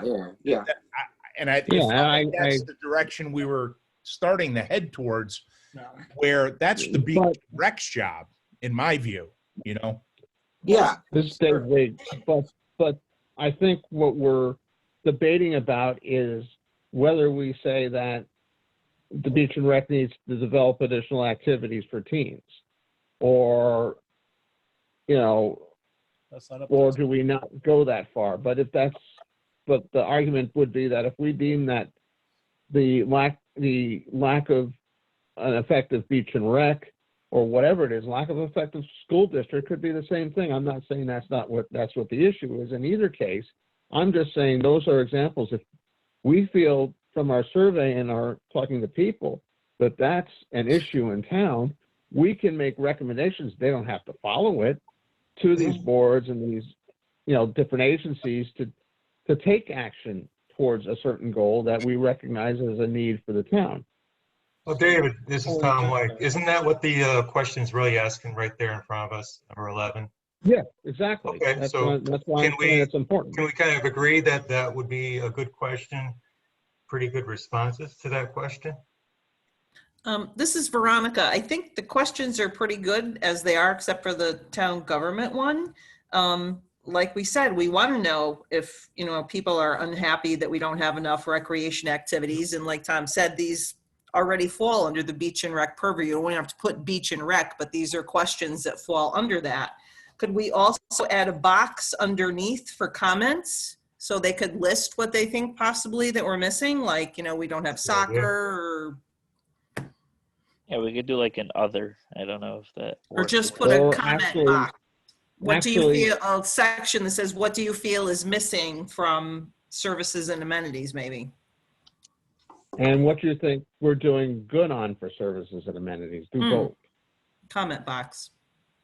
This is Kevin Gurley. If we're a positive comment box and a negative one. Excuse me. Go on, Kevin. The question we should have, and Jocelyn, I think what Jocelyn's getting to was that it seems like if the POCAD, if we're not going to make recommendations for how Beach and Rec should utilize what they have, if we're not going to, then this survey is not necessary for what we're doing.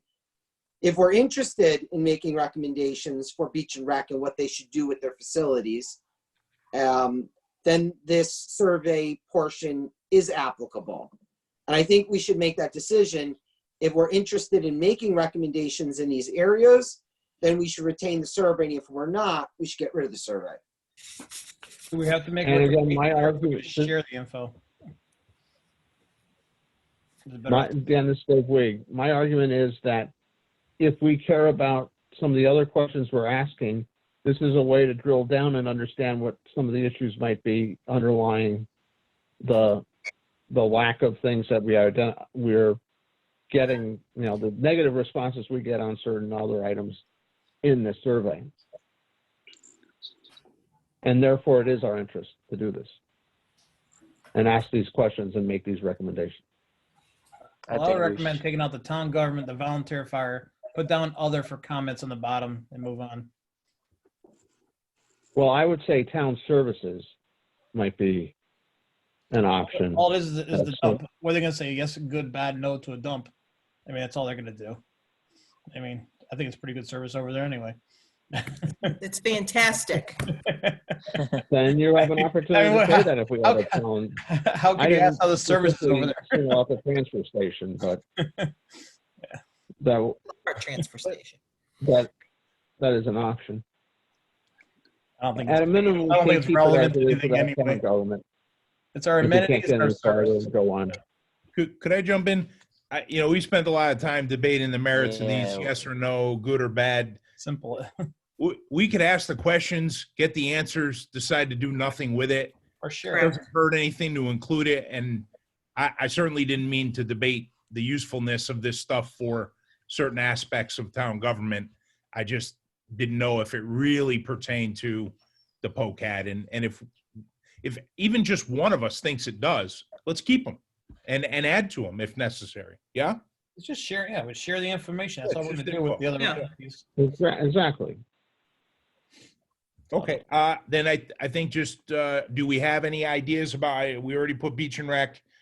I think we changed town government to town services. Yeah. Are we adding specifically the transfer station, or are there others? For it. I mean, wouldn't under like town services, wouldn't that like include the library too and the volunteer fire and ambulance? Well, I think the more specific you ask, the better, because otherwise the generalization doesn't provide David or Kevin the information that they think they'd like to utilize. This is Eileen. I think we should remove town services and then just spell out each service that we are want the answer on. Okay, so we'll add beach and rec then. Right, so add, beach and rec, Transfer library, station. transfer station, road work. Yeah, that would be the town garage, Do we right? really there. need volunteer fire and ambulance? Take that off, I think. Why would you want to take that off, David? Just a question.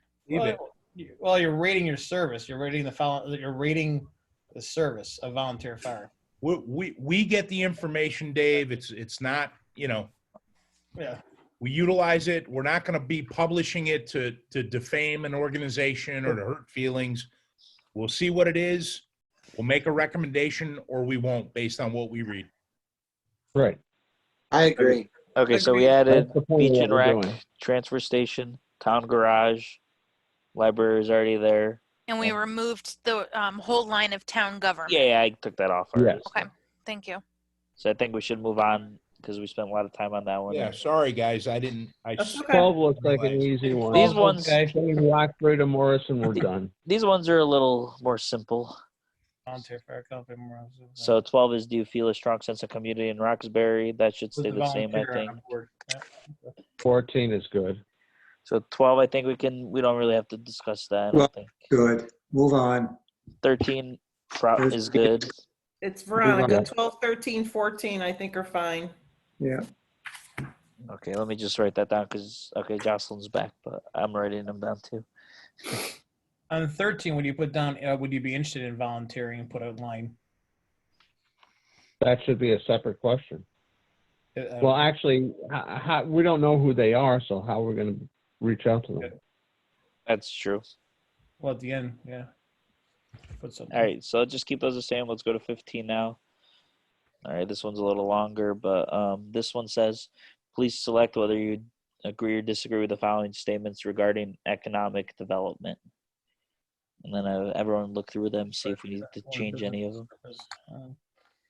Encourage home-based businesses. Program. This is Veronica. I think they're pretty good questions. Yeah, I think this is everything we're kind of all looking for. This covers everything Yeah. we've been discussing for the past 2 hours.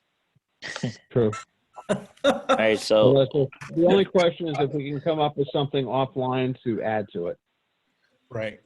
Which we'll field right before we put it out, right? yeah, so let's move Yeah. on. So we decided to keep we basically don't 12, have time 13, here. 14, and 15 the same. So, What's your take-home exam? all right. This is Veronica. I have a question for Jocelyn on number 16. Jocelyn, what does it mean that Roxbury is now a certified sustainable Connecticut town? How do you become a certified sustainable Connecticut town? I don't know how much you want me to go into it, but the town can decide to take part in this program called Sustainable Connecticut. And then they have a whole menu of things that you can do that in their mind are sustainable actions, and you get points for them. Oh.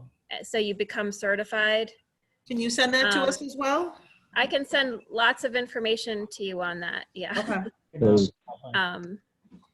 So Roxbury is just something that the Roxbury Conservation Commission has taken on, and they really wanted to talk about it.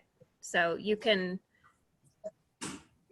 decide whether you want to do that or not. But this question was specifically from their Sustainable Connecticut Committee in their town. Okay, so Yeah, I don't think we don't need applies it to yet. us, Well, not unfortunately. that we don't need it, but So can we scratch hold number 16? I think so. I would say yes. Bob McIntosh here, though. Just before we abandon this, could we reconfigure the question with Jocelyn? Are there any benefits from the state to become? I'm not asking this right. Once you become a certified sustainable town, what do we get? What are the prizes from Hartford that come with that distinction? My personal opinion, a sense of pride. Okay. Very well. All right. So no grants or anything? It's debatable. I haven't seen any towns. For the most part, this is a fairly new program. It's been around for like a couple years, but for the most part, the menu of options about what you can do to be sustainable is so big. There's so many options that you're probably doing a lot of them already. So it's kind of like getting credit for what you're already doing, which is fine if you want to basically like brand yourself as a sustainable town. You're probably doing a lot of the stuff already. It's just whether you want to spend your time doing that or not.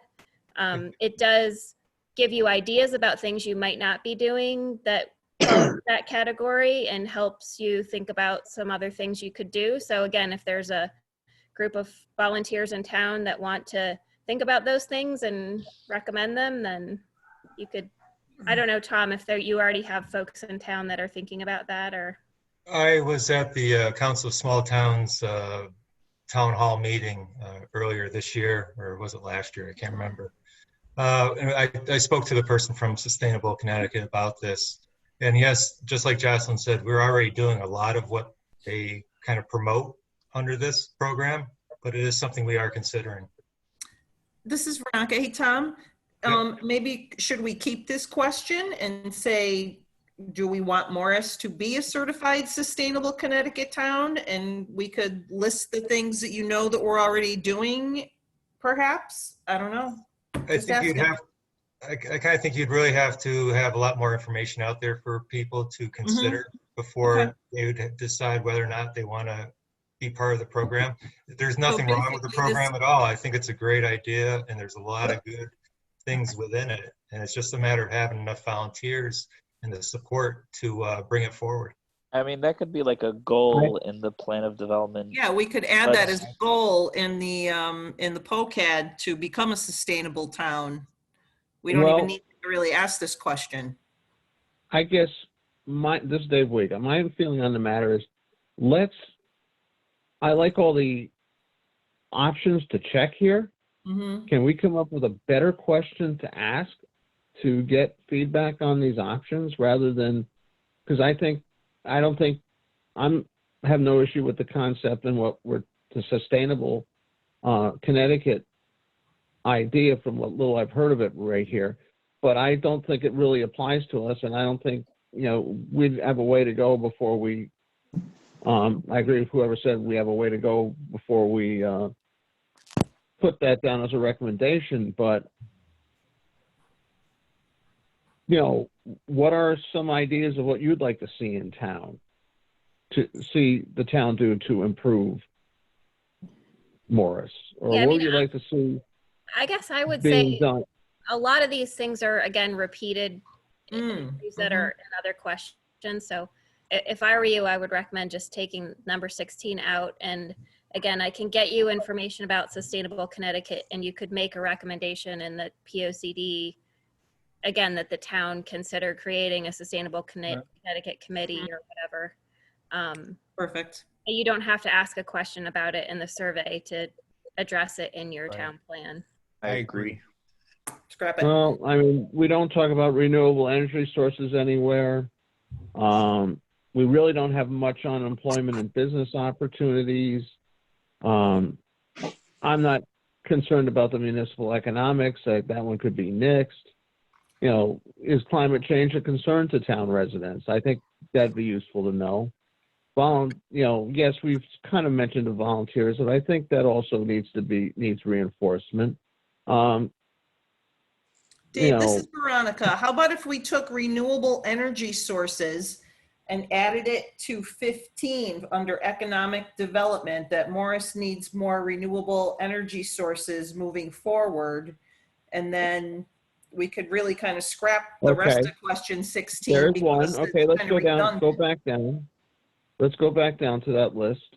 The only thing about that is, like, what can we really do to get more renewable energy sources in Morris? It's kind of more like a state issue. Well, no, because it's Veronica. We have a lot of windmill solar panels. Solar panel. I did all that stuff. Economic housing for seniors. That's not on that list up there. But I guess we covered that other Asked the places. question, hang on. This is Kevin no, Curley. we did. I agree. This is Kevin Curley. It's my vote to get rid of all of 16. I'm with No, Kevin. let's- Bob P. I agree with Kevin. I what would about health agree. and quality of life. Bob McIntosh services? here. I would agree, except to pull the pursue renewable energy options and include that in the survey of question 15. I agree with David on that. Health and quality of life services for all ages. Pursue health and quality of life services for all ages, or support. Yeah. Okay. I just want to make sure there's not things on here that, No. that we may want to talk about in our plan, and that's consistent with some of the sections we have. And then arts and cultural opportunities to, provide increased arts and cultural activities. Now, that's the only other one on here that's Yeah, not because really it has mentioned to in fall so under far. economic development if we're gonna put it under 15, right? No. Because look at the Yeah, last thing that's 15 under is economic following development. statements regarding economic development. Oh, it is qualified with economic development? Okay. Right, Yeah, so it's renewable energy energy sources. sources could be economic development, and so we could Yes. art and cultural opportunities. Yeah, that could be, right? Really the only one that doesn't fit there is the health and quality of life services, but maybe we should include that somewhere else under some other concerns. Hold on, everyone. This is Kevin Curley. If you go back to question 7, if you could bring something new to Morris, what would it be? And you get to pick 3 items. One is more arts and cultural events. Oh, you're right, so we could scratch that, okay. Okay, cool. But that could still be a business opportunity, as you pointed out. I think that's in keeping with some of the stuff we have in the survey. It's okay to mention it twice to see if it is important to people. That would be the I argument. don't disagree. You could in some ways have all 3 of those under the economic development. I mean, you can view it as an opportunity for a business as well as a service to the residents, all 3 of those items. This is Eileen. The people taking the survey are not going to care whether it fits on that or not. They're going to be more looking at the examples that they have to pick from. True. That's true. Mm-hmm. So And there's nothing wrong to add that and see if that is, the one reason to have these things on multiple times are people continually making that choice. Right. That's the way surveys are Things designed. need to be on there more than once. So I don't think there's any real harm in including those 3 items in question 15. Are we okay with that? Yeah, that's So fine. renewable energy, arts and culture, and which one, other one? Health and quality of life services for all Okay. ages. And we'll scrap the rest of 16. All right. But we'll consider it in discussing the goals. Yes. We can Yes. mention the program and that you get bragging rights and maybe something else down the road. It's Okay. certainly a branding and marketing opportunity for the town. Okay. So I think we should get moving. The rest is demographics, it looks like. Yeah, so let's just go through them quickly. Then how old are you? Obviously, that's You keep 25. those, you need that information. yeah. No, we're gonna have those. Which school? What So schools are they it's currently? Region 6. Yeah, 19, 20, 21. Yep. They all apply. Right, you just have to change the schools under 19. Yep. Right. Yep. And then the last thing, and I don't know. It looks pretty good overall. This is Eileen. I think for the work from home, one question above, I don't remember the number, it actually talks about working from home as a remote employee. I'm wondering if we want to specify work from home as a home-based business versus working from home as a remote employee. I mean, wouldn't I that have be? no problem with having both options. Sure. Because like I work from home as a remote employee, not because I have a home-based business, but we also have a home-based business. Just add a box that says home-based business under item 23. Is that Yep. Mhm. what you're suggesting? Agreed. Right, or just have Agreed. it say work from a home as a remote employee, work from home as a home-based business. So there's telecommute, working Oh, remote was there telecommute? I There didn't is, see yeah. that. at a job based outside of, well, to be Morris, but Hold on, I don't think it's this question, Tony. I think it was the one before this. Oh, if you work from home, I see. Okay, Yeah. That's right. okay. I didn't notice that. I didn't know that there was an additional question. Okay. Yeah, so you can check off Veronica, work. it doesn't differentiate about a home-based business, though. Should we differentiate? At a home-based business. To Eileen's point, here we add, run or work in a home-based business. Yeah, I think we But you should could add be- home-based business. You could be, retail. Eileen, you could have a parent who's working in your business Mhm. and they live at your house. Right. Or you could sell Avon, or whatever. Right, right. yeah, there is no retail Or there. work in a home-based business. Oils and use. Let's add home-based business. Yeah. Okay. Yep. Thank you. Oh, you're welcome. Good point. All right. Any other questions for Jocelyn while we have her? So I will, I'll make all those changes and I will get you a revised version. By, You are a hero, Jocelyn. You are, Jocelyn. You're my hero. Nice job. I can get it, I think by the end of the week, by Friday. And then I'll also get you the example postcard if you want to consider doing a postcard. Perfect. Um, Cool. And what's your timeline? What do you want to try to? When do you want to try to get this out? Well, we're going to have one more meeting. I shouldn't say one more. Our next meeting is a week from today. We're going to do these special meetings dedicated more or less to the POCAD. So I would have the commission endeavor to have any modifications to the survey that they could think of, which we said we might have complete by our next meeting, so that we could provide them to you, get your input on them, and then field the survey. Don't forget Does that sound reasonable? Yes. Okay. Yeah, so you could get it early, get it by Monday. That would work too. Yeah, sooner the better. Jocelyn, there was some other information that appeared to come with the survey. Was that just examples of it looks like it was from Ohio? Oh, no, but Bob, no, what happened was I uploaded a couple things for affordable housing. Okay, so I It's understand. all attached. Yeah, that's why. This was not from Jocelyn then? No, this is my research. Got it. Okay, so I beg your pardon, Jocelyn. I wasn't sure what, I didn't know if you had provided this, and I wanted to make sure we understood what it was for before you left, if you're leaving. Are you talking about affordable housing next? So next is I have an update on kind of the introduction. That's kind of my section of the POCAD. Do you have it on your computer? Doing some edits, so I was going to present them and ask some questions of the commission. And then Tony is working with another commissioner who isn't present tonight on the housing in general, not just affordable, let's say. So I guess we'll let Tony speak to housing in a moment, if I can do the Well, the only thing I kind of want to talk about housing was just you guys asked for a couple sources. So I found the actual number.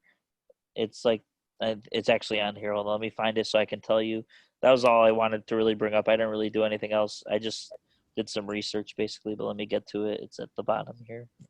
Right here. This is called the appeals list. It's compiled by the state of Connecticut government, and it has exempt and non-exempt towns. So I'm just going to scroll through it a little bit just so everyone kind of gets an idea. So these are the exempt municipalities. Yeah. And as you, Because they have enough? Well, yeah, Yeah. I think have so. Yes. 10%, they have 10%. Yeah. Okay. We And did then this. We actually did an excerpt of this. It just has our 21 towns. Oh, really? Okay, I didn't know that. But so if you go to Morris here, the number is 2.21. 2.21%. So, and if you look at like Warren, we're better than Warren, I guess. Warren has 0, What about Goshen? and Goshen has less than 1%, I think, or maybe just let's see, yep, 0.24%. What's Litchfield? Litchfield's what? And Litchfield is right here, 4.7%. Oh, I thought it would be lower than that. I mean, they're actually been doing couple more projects that will provide more housing opportunities in the town. So I don't know the exact details. They have a local housing trust that's pretty active. Exactly. And then just this other information is kind of stuff it's from Purdue University, talks about housing, affordable housing and stuff. So, and what planning and zoning commissions can do to help solve the problem, I suppose. So that's what I got, Bob. But if you have your stuff on your computer, you can just share the screen and we could see it and follow along. You're talking about the documents that you... No, the introduction you had for your section. Okay, so I've been hand editing it because I have a lot of questions actually, and I don't want to cross over into... Did I lose everybody? No. No. No, we're good. Wow. My screen just went totally blank. I have no faces. I have nothing. So I'm sorry. Sorry, I had to turn my video off. So I've been redrafting this in the margins of my copy and filling in the appropriate data changes based on the census and so forth. I've updated the section describing the process that we're following or have followed to date. I've updated the information regarding the firehouse and the current status of emergency medical services, the Morris Land Trust and the additional preserved acreage. So I've updated that information. Then I get into some demographic data, and I think that the straight demographics are kind of my responsibility. But then as it morphs into the school enrollment and economic base is where I start to cross over into areas that I think that Kevin has far more information than I do, and probably more current.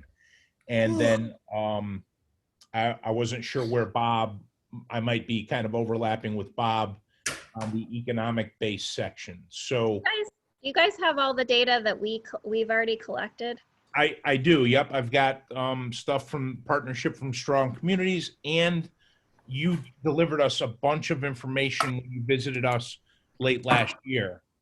So that's my source, and that's what I was going to footnote as the source, because when Tom prepared this, he mentions the census, but no other sources. And I think that was one of Kevin's concerns last meeting, was we don't know where a lot of this information came from in the introduction and demographic data. It's just there, you know. So. And again, I don't think you should feel like you have to,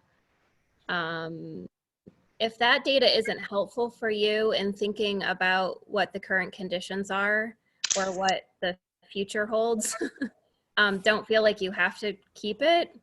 I don't know if you looked at any other example POCDs, but we kind of, and a lot of them that I've been working on, we sort of whittled it down to the data we really needed to look at to think about where we are now and, you know, where we're going.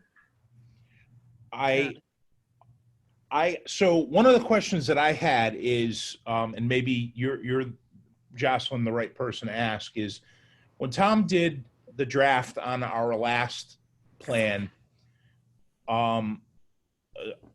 much of the demographic data that he compiled and cited was from a census that was already nearly 10 years old when we created this plan. Yeah. And we're basically in the same situation. We're about to head into a new census compilation. And to me, it seems foolish for me to be pursuing 2010 data for this, you know, kind of nuts and bolts section. Yeah. So that's why I was kind of sourcing it from other locations. And I wanted to make sure, A, that was acceptable, which I think it is. Yeah. And then I didn't want to really bump into Kevin or Bob on these, where these sections kind of, you know, overlap the information that they're getting. I certainly don't want them to conflict. So I wanted to see if I could set up a little one-on-one Zoom collaboration with them to finish my edits to this document. And my feeling on the matter is, I think if we have the information, even though we don't have to include it, we might as well include it since we have it. I'd rather, you know, go with more than less. And it's since if we've done it, especially if we've done it consistently in the past. But I mean, I agree, if we hadn't gone that far in considering Jocelyn's recommendation. This is Dave Wigg speaking. Bob, if you want to give me a call and just talk through some of the data, I'm happy to. I mean, we struggle with that a lot too, with just figuring out other data sources other than the census, because again, we're so far from the census date at this point. Right. I also have. We do have other sources that we tap into. So, you know, feel free to give me a call. I think you have my cell phone number. We could just talk through some of the data and the best sources. I definitely do have your contact info, but what I'd like to do right now, Jocelyn, is actually, if I can set an appointment with you, I really want to get my work kind of done on this, because Kevin, I think, has a little bit different idea on how the layout of this document should be. I think kind of bringing it, you know, a little bit more of the 21st century, and certainly in comparing it to some of the other POCADs. So I think I kind of owe it to him to get caught up and deliver it to him, collaborate on the pieces that overlap. And then I think he's got an idea of the design for this. And I think I'm hindering that somewhat, or at least I feel that way. So could I reach out to you tomorrow? I said all that to basically ask, is tomorrow a good day, or is there a day you can give me and a time where I should reach out so that I can get this wrapped up? Are you talking to me, Bob? Jocelyn. No, okay. Jocelyn. Let me just really quickly look at my, why don't I email you, or I can do tomorrow after 2:30 or anytime Friday morning. Okay, tomorrow after 2:30 is great. I have a delivery scheduled at my house for 2 o'clock. I mean, it'll be wrapped up by 2 o'clock, and then 2:30 is fine. So I'll call you then. Okay. Very good. Also, Bob, Tom sent me a couple things, some more recent data, and I will email those to you so you have those too. Okay, great. And then, so I mentioned Kevin and Bob. Kevin, essentially how I'm compiling this is just this Word document that Tom McGowan created for us.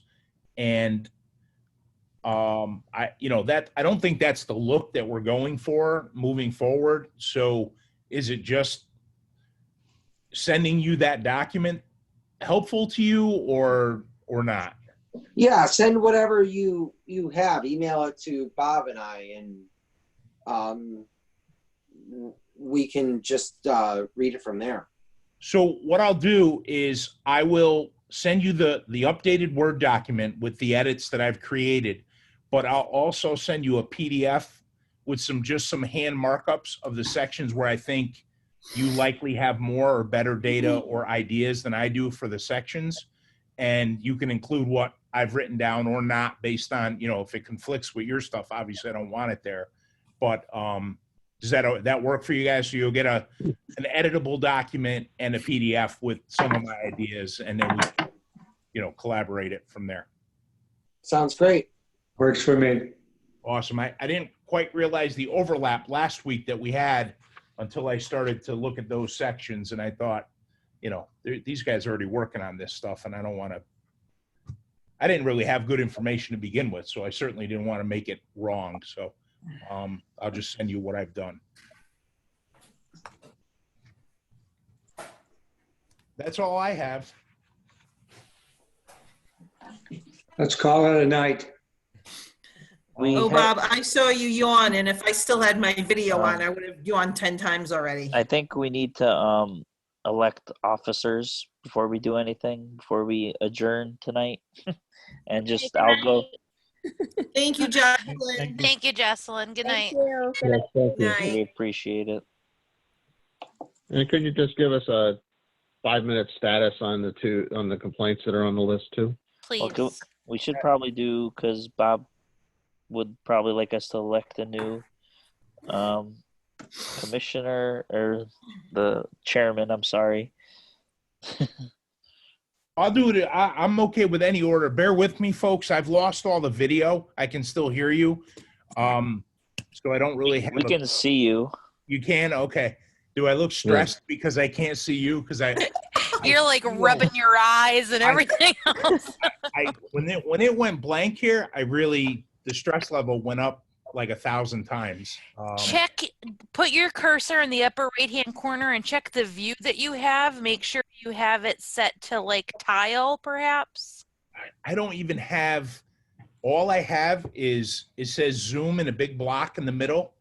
I have a link for support and a link for language. I have no other icons at all. Very odd. And if you move your mouse around on Zoom, there should be a menu on the bottom, and there should be like system view and like that on the top. It's not there until you move your mouse. No, I've got nothing. I'm going to try and join the meeting in another window. Okay, well, let me go through the complaints quick, the ones that I put on the thing, and then we'll vote or whatever. So basically, I think the first one is 16 West Street, Dollar General. I think a week ago, I went in and brought a citation to the manager there, and then I went to check in on him this week, and he said he provided it to the district manager, and his district manager told him to put all the stuff inside, and as of today, there is nothing displayed outside. This is Eileen. I haven't seen anything outside in several days, but it's been awful rainy and windy, so I didn't know if that was the reason. Nice. Good job. But I Tony. will say that the new store manager there is much more amicable than the lady that was there previously. Yeah.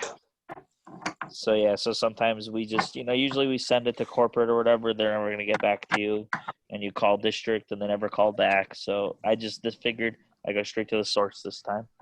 Thanks, Tony. Thanks, Perfect. Tony. No problem. And then I think the second one is Anderson Road. Let me just check to make sure I have my rate. I don't want to.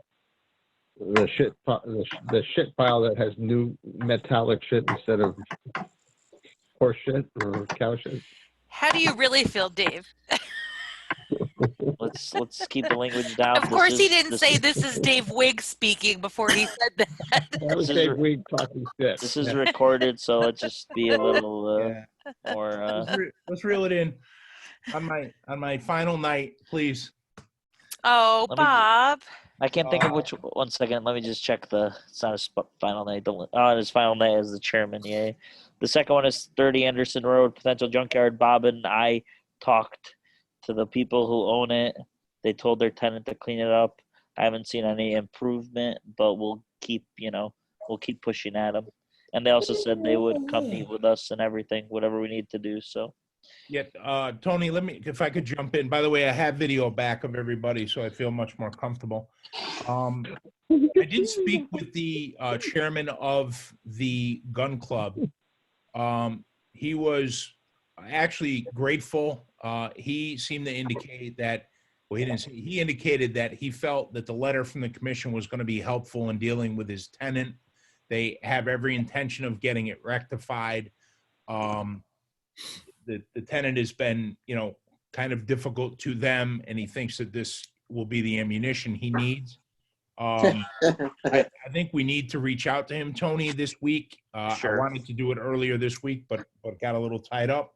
So if you've got a minute tomorrow, we'll make a conference call with him and Sure. just find out what their plan is, if they've taken any action, and try and impose some kind of a timeline as to when we Okay. expect to see some results so that we can report back to the commission next Wednesday.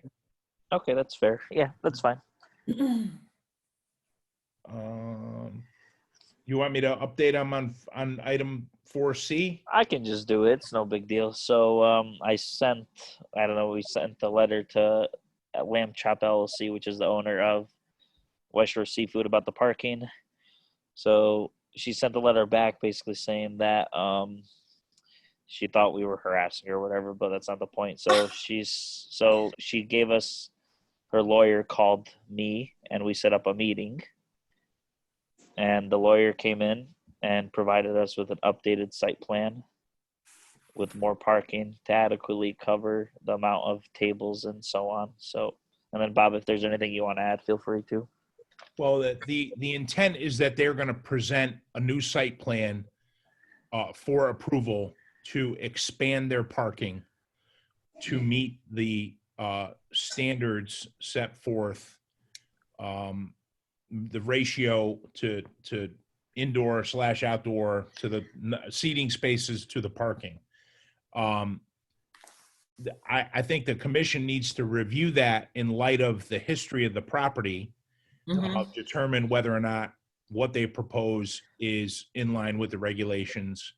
I don't know what indoor seating there is, and as the commission knows, the outdoor seating is supposed to be accessory to the indoor seating.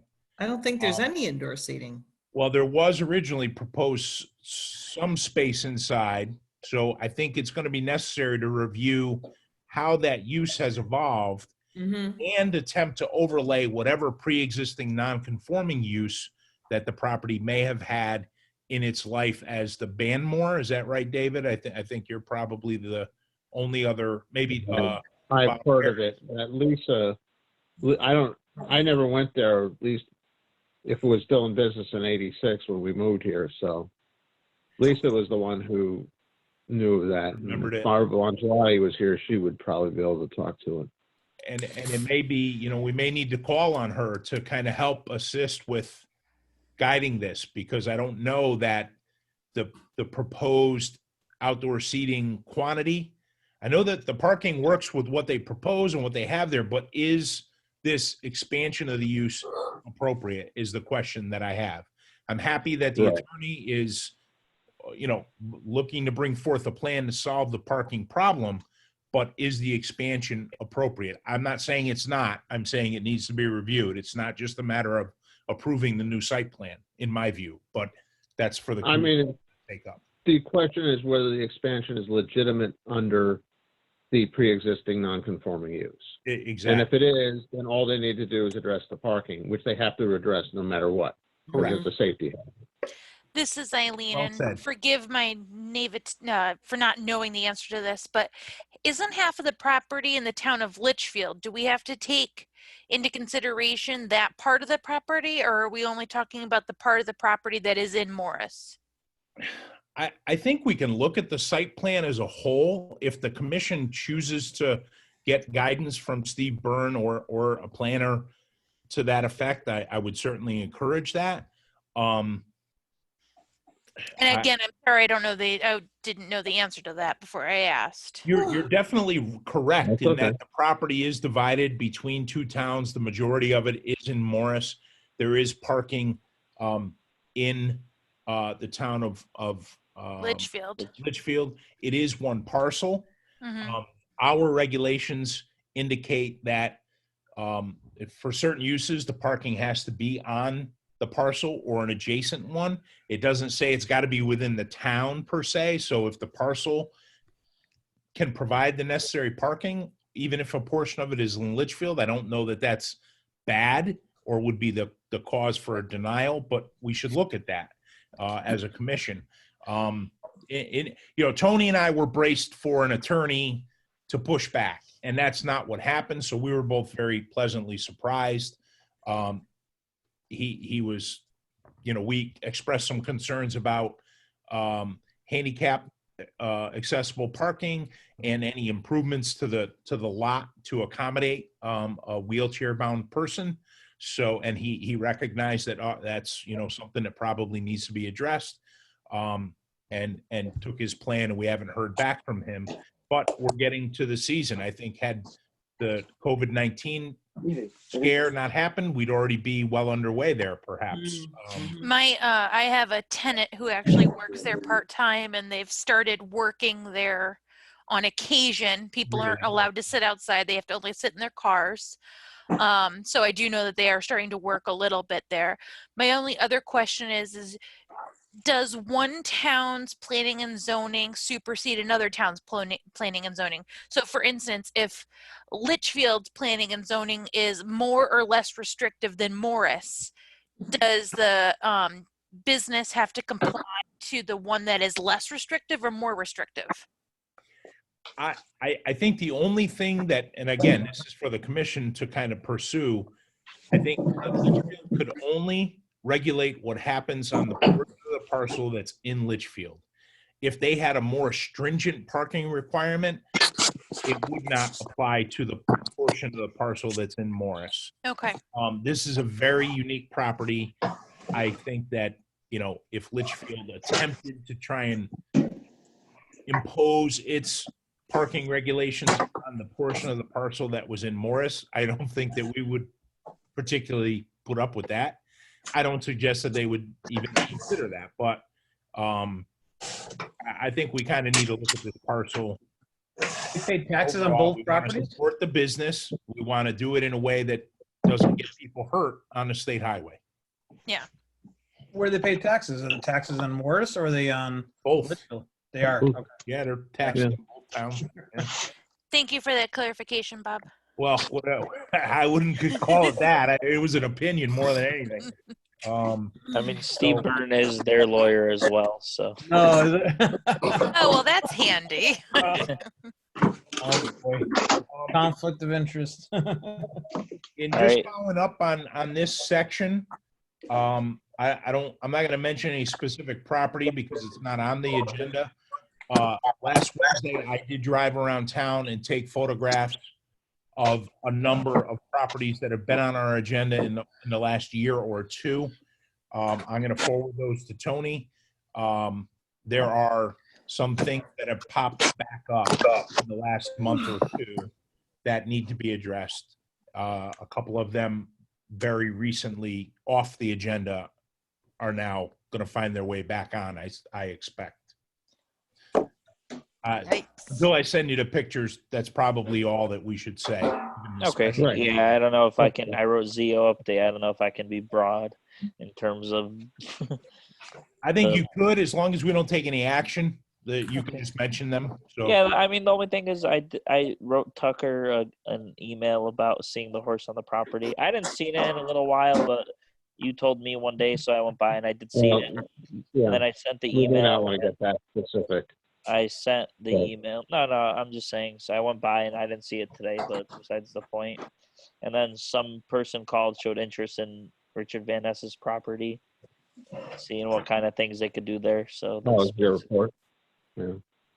And I know you mentioned something about a property down on South Street that I'm sure the Bobs are very familiar with that I won't name. yeah.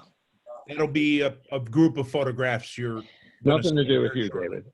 Yeah, I went there today too. So, but the only thing is we didn't really go over election of commissioners. That's the only. That's it. This is What's Eileen. on Can the I make agenda? a suggestion? In this, again, knew somebody who hasn't been on the commission for more than a year. Should we also elect a secretary? So somebody who is responsible for taking notes instead of it always having to be Tony, and they're responsible for having to submit those to the town clerk? Or do we want the PZ officer to be that person? So the secretary, their responsibility, as far as I understand it, is signing the Mylar in addition to the chairman for any subdivision proposals or things like that. Given that the secretary is a active and working member of the commission, and we have a budget for a clerk, my recommendation would be we pursue a clerk. That allows the secretary to fully involve himself in the meeting. Tony's done a great job with minutes, you know. But Oh, no, absolutely. I'm not saying he doesn't. I feel bad that like he's trying to show his screen and also take minutes at the same time. Oh, it's really, no, for me, I don't really mind. It is what it is. It's just, I guess the question for you, Eileen, this is Dave Week speaking. Do you want to volunteer to be secretary and do that job? I'm good. Paid position. Oh, wait, did you say it's a paid position? Well, I mean, no, it's not paid. No, the clerk is paid and paid be on the position. board. I mean, one or the other. it's a recession. We need money, right? Is it considered an essential job? Nice, very funny.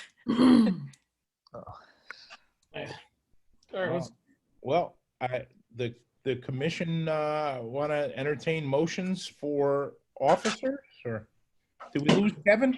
Kevin, are you still there? Oh, no. Kevin had to say goodnight to his kids and there he is. Start the fire.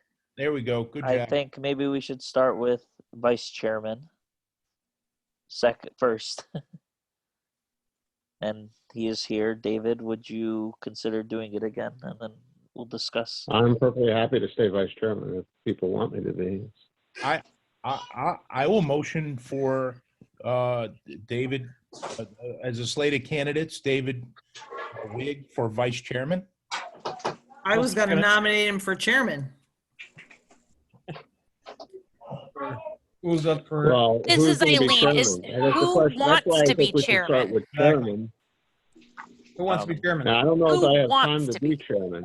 That's the problem. I think me and maybe, I don't know, Bob, I don't know if he's discussed it, but Kevin showed some interest or more Kevin, I would support Kevin. more interest than anyone else, I should say. Kevin Curley, you've shown interest in being chairman. Is that correct? I was asked if I would consider it. I'm not sure. I have to be completely honest. With the kids out of school, In the homeschooling, yeah.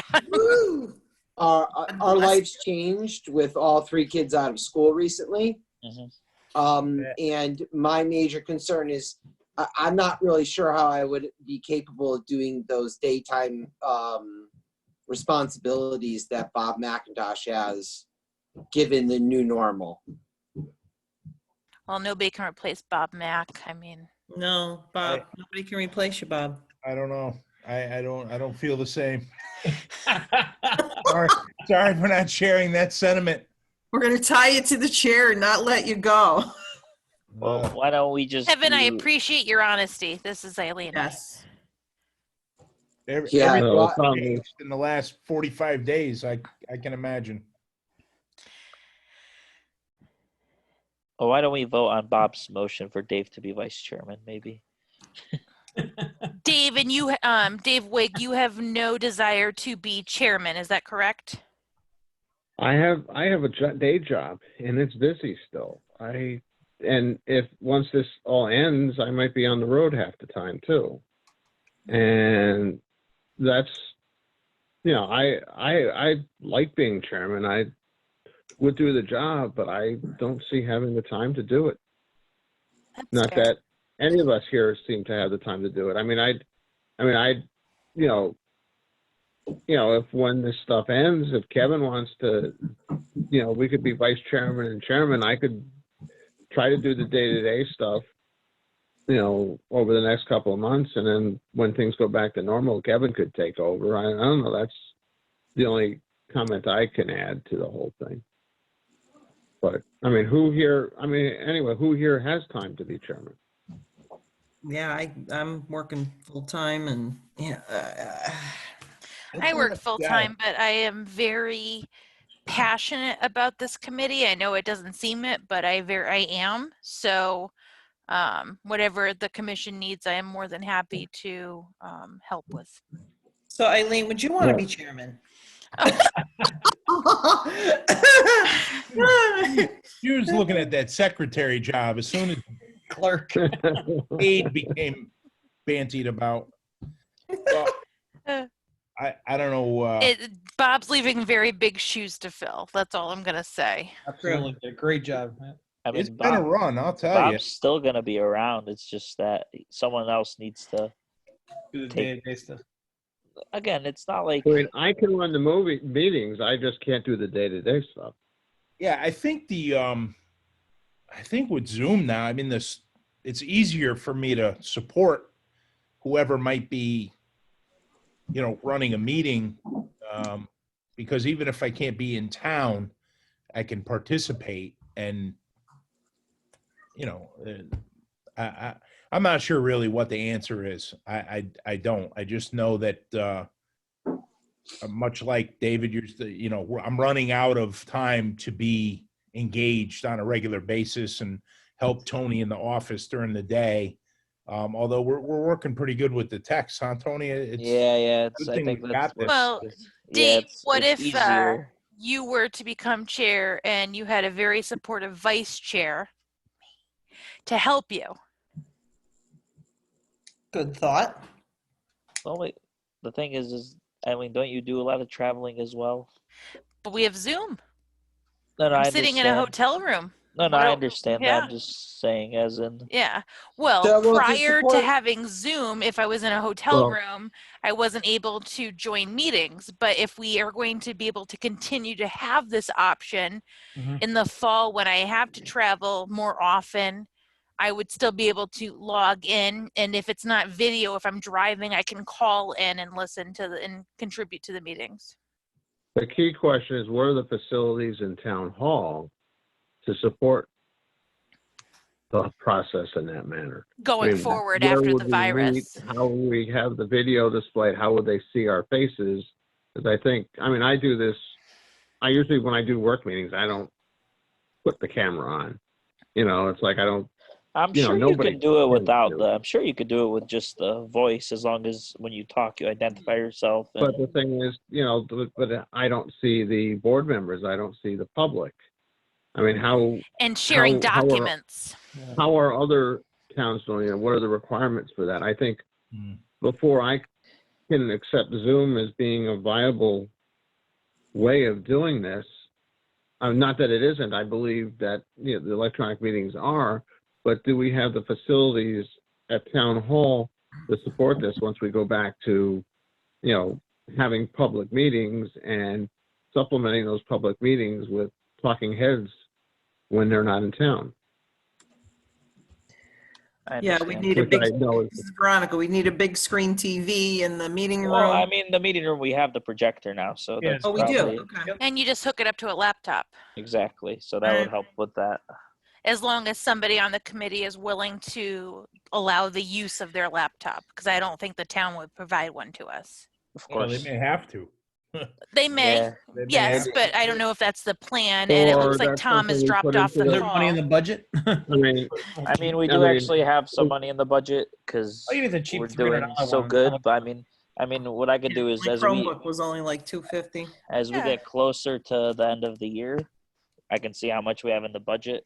I could do a Black Friday sale for you, Tony, no problem.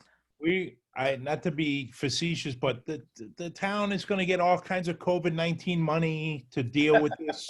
We're going to have the best Zoom setup ever. Ever. All right. Um, Well, but again, if there's something if we have money in the budget, extra money, it's looking like we may have a good amount. We could definitely use the money, Tom said, for other spending that could help with this kind of stuff, But this is not the only commission that's going to be challenged this way. So the town is going to have to do This what is it's true. got to do. Of Oh, yeah, course. it No, looks yeah, of For course. volunteers, which it so desperately needs. I'm not even, the technology and the expense are going to be what they are. It's Yeah. No, of It course. is what it prevent is. us from having meetings. So we'll have two options. They'll either provide or we won't have a commission. It's very simple. Well, Is whether I Bob am Meredith still on the brought call? onto He's still a here. I've been trying to see if he Hello? had any interest. He's been very I quiet. hear you, Kevin. yeah, Bob P. What do you got to say for yourself over Kevin there? wants to speak, I think. All right, Kevin, you have the floor. We heard you talk. Do you want to say something, No, Kevin? is that back on? Oh, I don't really know what happened. Is Bob Meredith still on the call? Yeah. Yes. I am, but it's a job. I'm still working full time, 6-7 days a week. We're extremely busy, and it's a challenge I would probably welcome, but not at this point. Okay, I've just asked because next to some of the other people, you clearly have the most experience. So Yes. Yeah, I don't feel I have, this is Veronica, I don't feel I have enough experience, the wherewithal at the moment to be chairman. All I right. don't, you know, Well, Bob, did you have all the I guess experience when you first? I'm willing to got take it voted on a temporary basis then, at least during the COVID crisis. And as things wind down, then we can see whether I can still fit it in or whether it needs to cycle to somebody else at that point. Okay. and I'd be And Eileen, comfortable if you want to supporting be- if- David as the vice to help him out. Okay, I think that'd be a good idea. I would And support that Dave way we as can well. swap roles later on. Exactly, that's a good Nominate idea. Dave for chair. So Dave, Jeremiah is nominating Dave. I'll nominate This is Dave. Veronica, I'll second that. All those in favor? Aye. I Nominate Opposed. Kevin for vice. I second that motion. So just to be clear for the record, David Jeremiah nominated David Wigg to be chairman. Veronica Florio seconded that motion, and the vote was unanimous. Yep. Just so we have it on the recording Mhm. clearly. And then pick up wherever we left off there. Sorry. Dave, I recommended Kevin. Yeah, so David Jeremiah nominated Kevin Curley for vice chair. Bob McIntosh, I second that motion. All those in favor? Aye. All right. Aye. Opposed? Congratulations. Abstaining? All right. And I'm happy to be secretary if that lends some confidence that I'm going to hang in here. I nominate Bob McIntosh to be secretary. Eileen Arbutus second to have Bob McIntosh be secretary. I accept All your in favor? nomination gladly and call the question. All those in favor? Aye. Aye. Opposed? Abstaining? Motion carried. So I'm like You're the still sixth involved. house here, right? Promoted. Third in line. Awesome. And the only motion we're missing is a motion to close the meeting. And Bye. I just want to say one thing, Eileen, I appreciate your interest, and we need to find a way to get you more involved and be part of it. I Yes. appreciate We are the so fact that happy you're you're still back. around and you're sticking in. I mean, we need people like you, and I don't want to discourage you. Thanks, Dave. You're important because we need everybody here, not just Bob, or not just Kevin or whatever. I appreciate that. Thank you. And welcome back, Dave, too. Yes, I think we have a I good need team. you too. Yeah, So- go team. I Woo! appreciate it last year, too. So, Bob, do these people who were nominated for these positions, do they have to go get sworn in as these positions? They don't. This is Okay, just that's a what I'm asking. that the commission makes, and we can change it any time based Okay. on needs or desires. So Okay. it's flexible. And again, I will say, whatever the commission needs, I'm more than happy to help with it, whatever I can do. Thank you very much. I make a motion to adjourn. I second that, Ronnie. All those in favor? Aye. Hi, guys. All right. Good night, Aye. everyone. Thank you. Good night. Kevin and Bob, I'll have some documents out to you tomorrow. Awesome, Just thank wanna you. Talk to Congratulations, Jocelyn men. first, and then Yes. I'll wrap up the first run, I guess, and then get that to you. Okay. And Bob, thank you very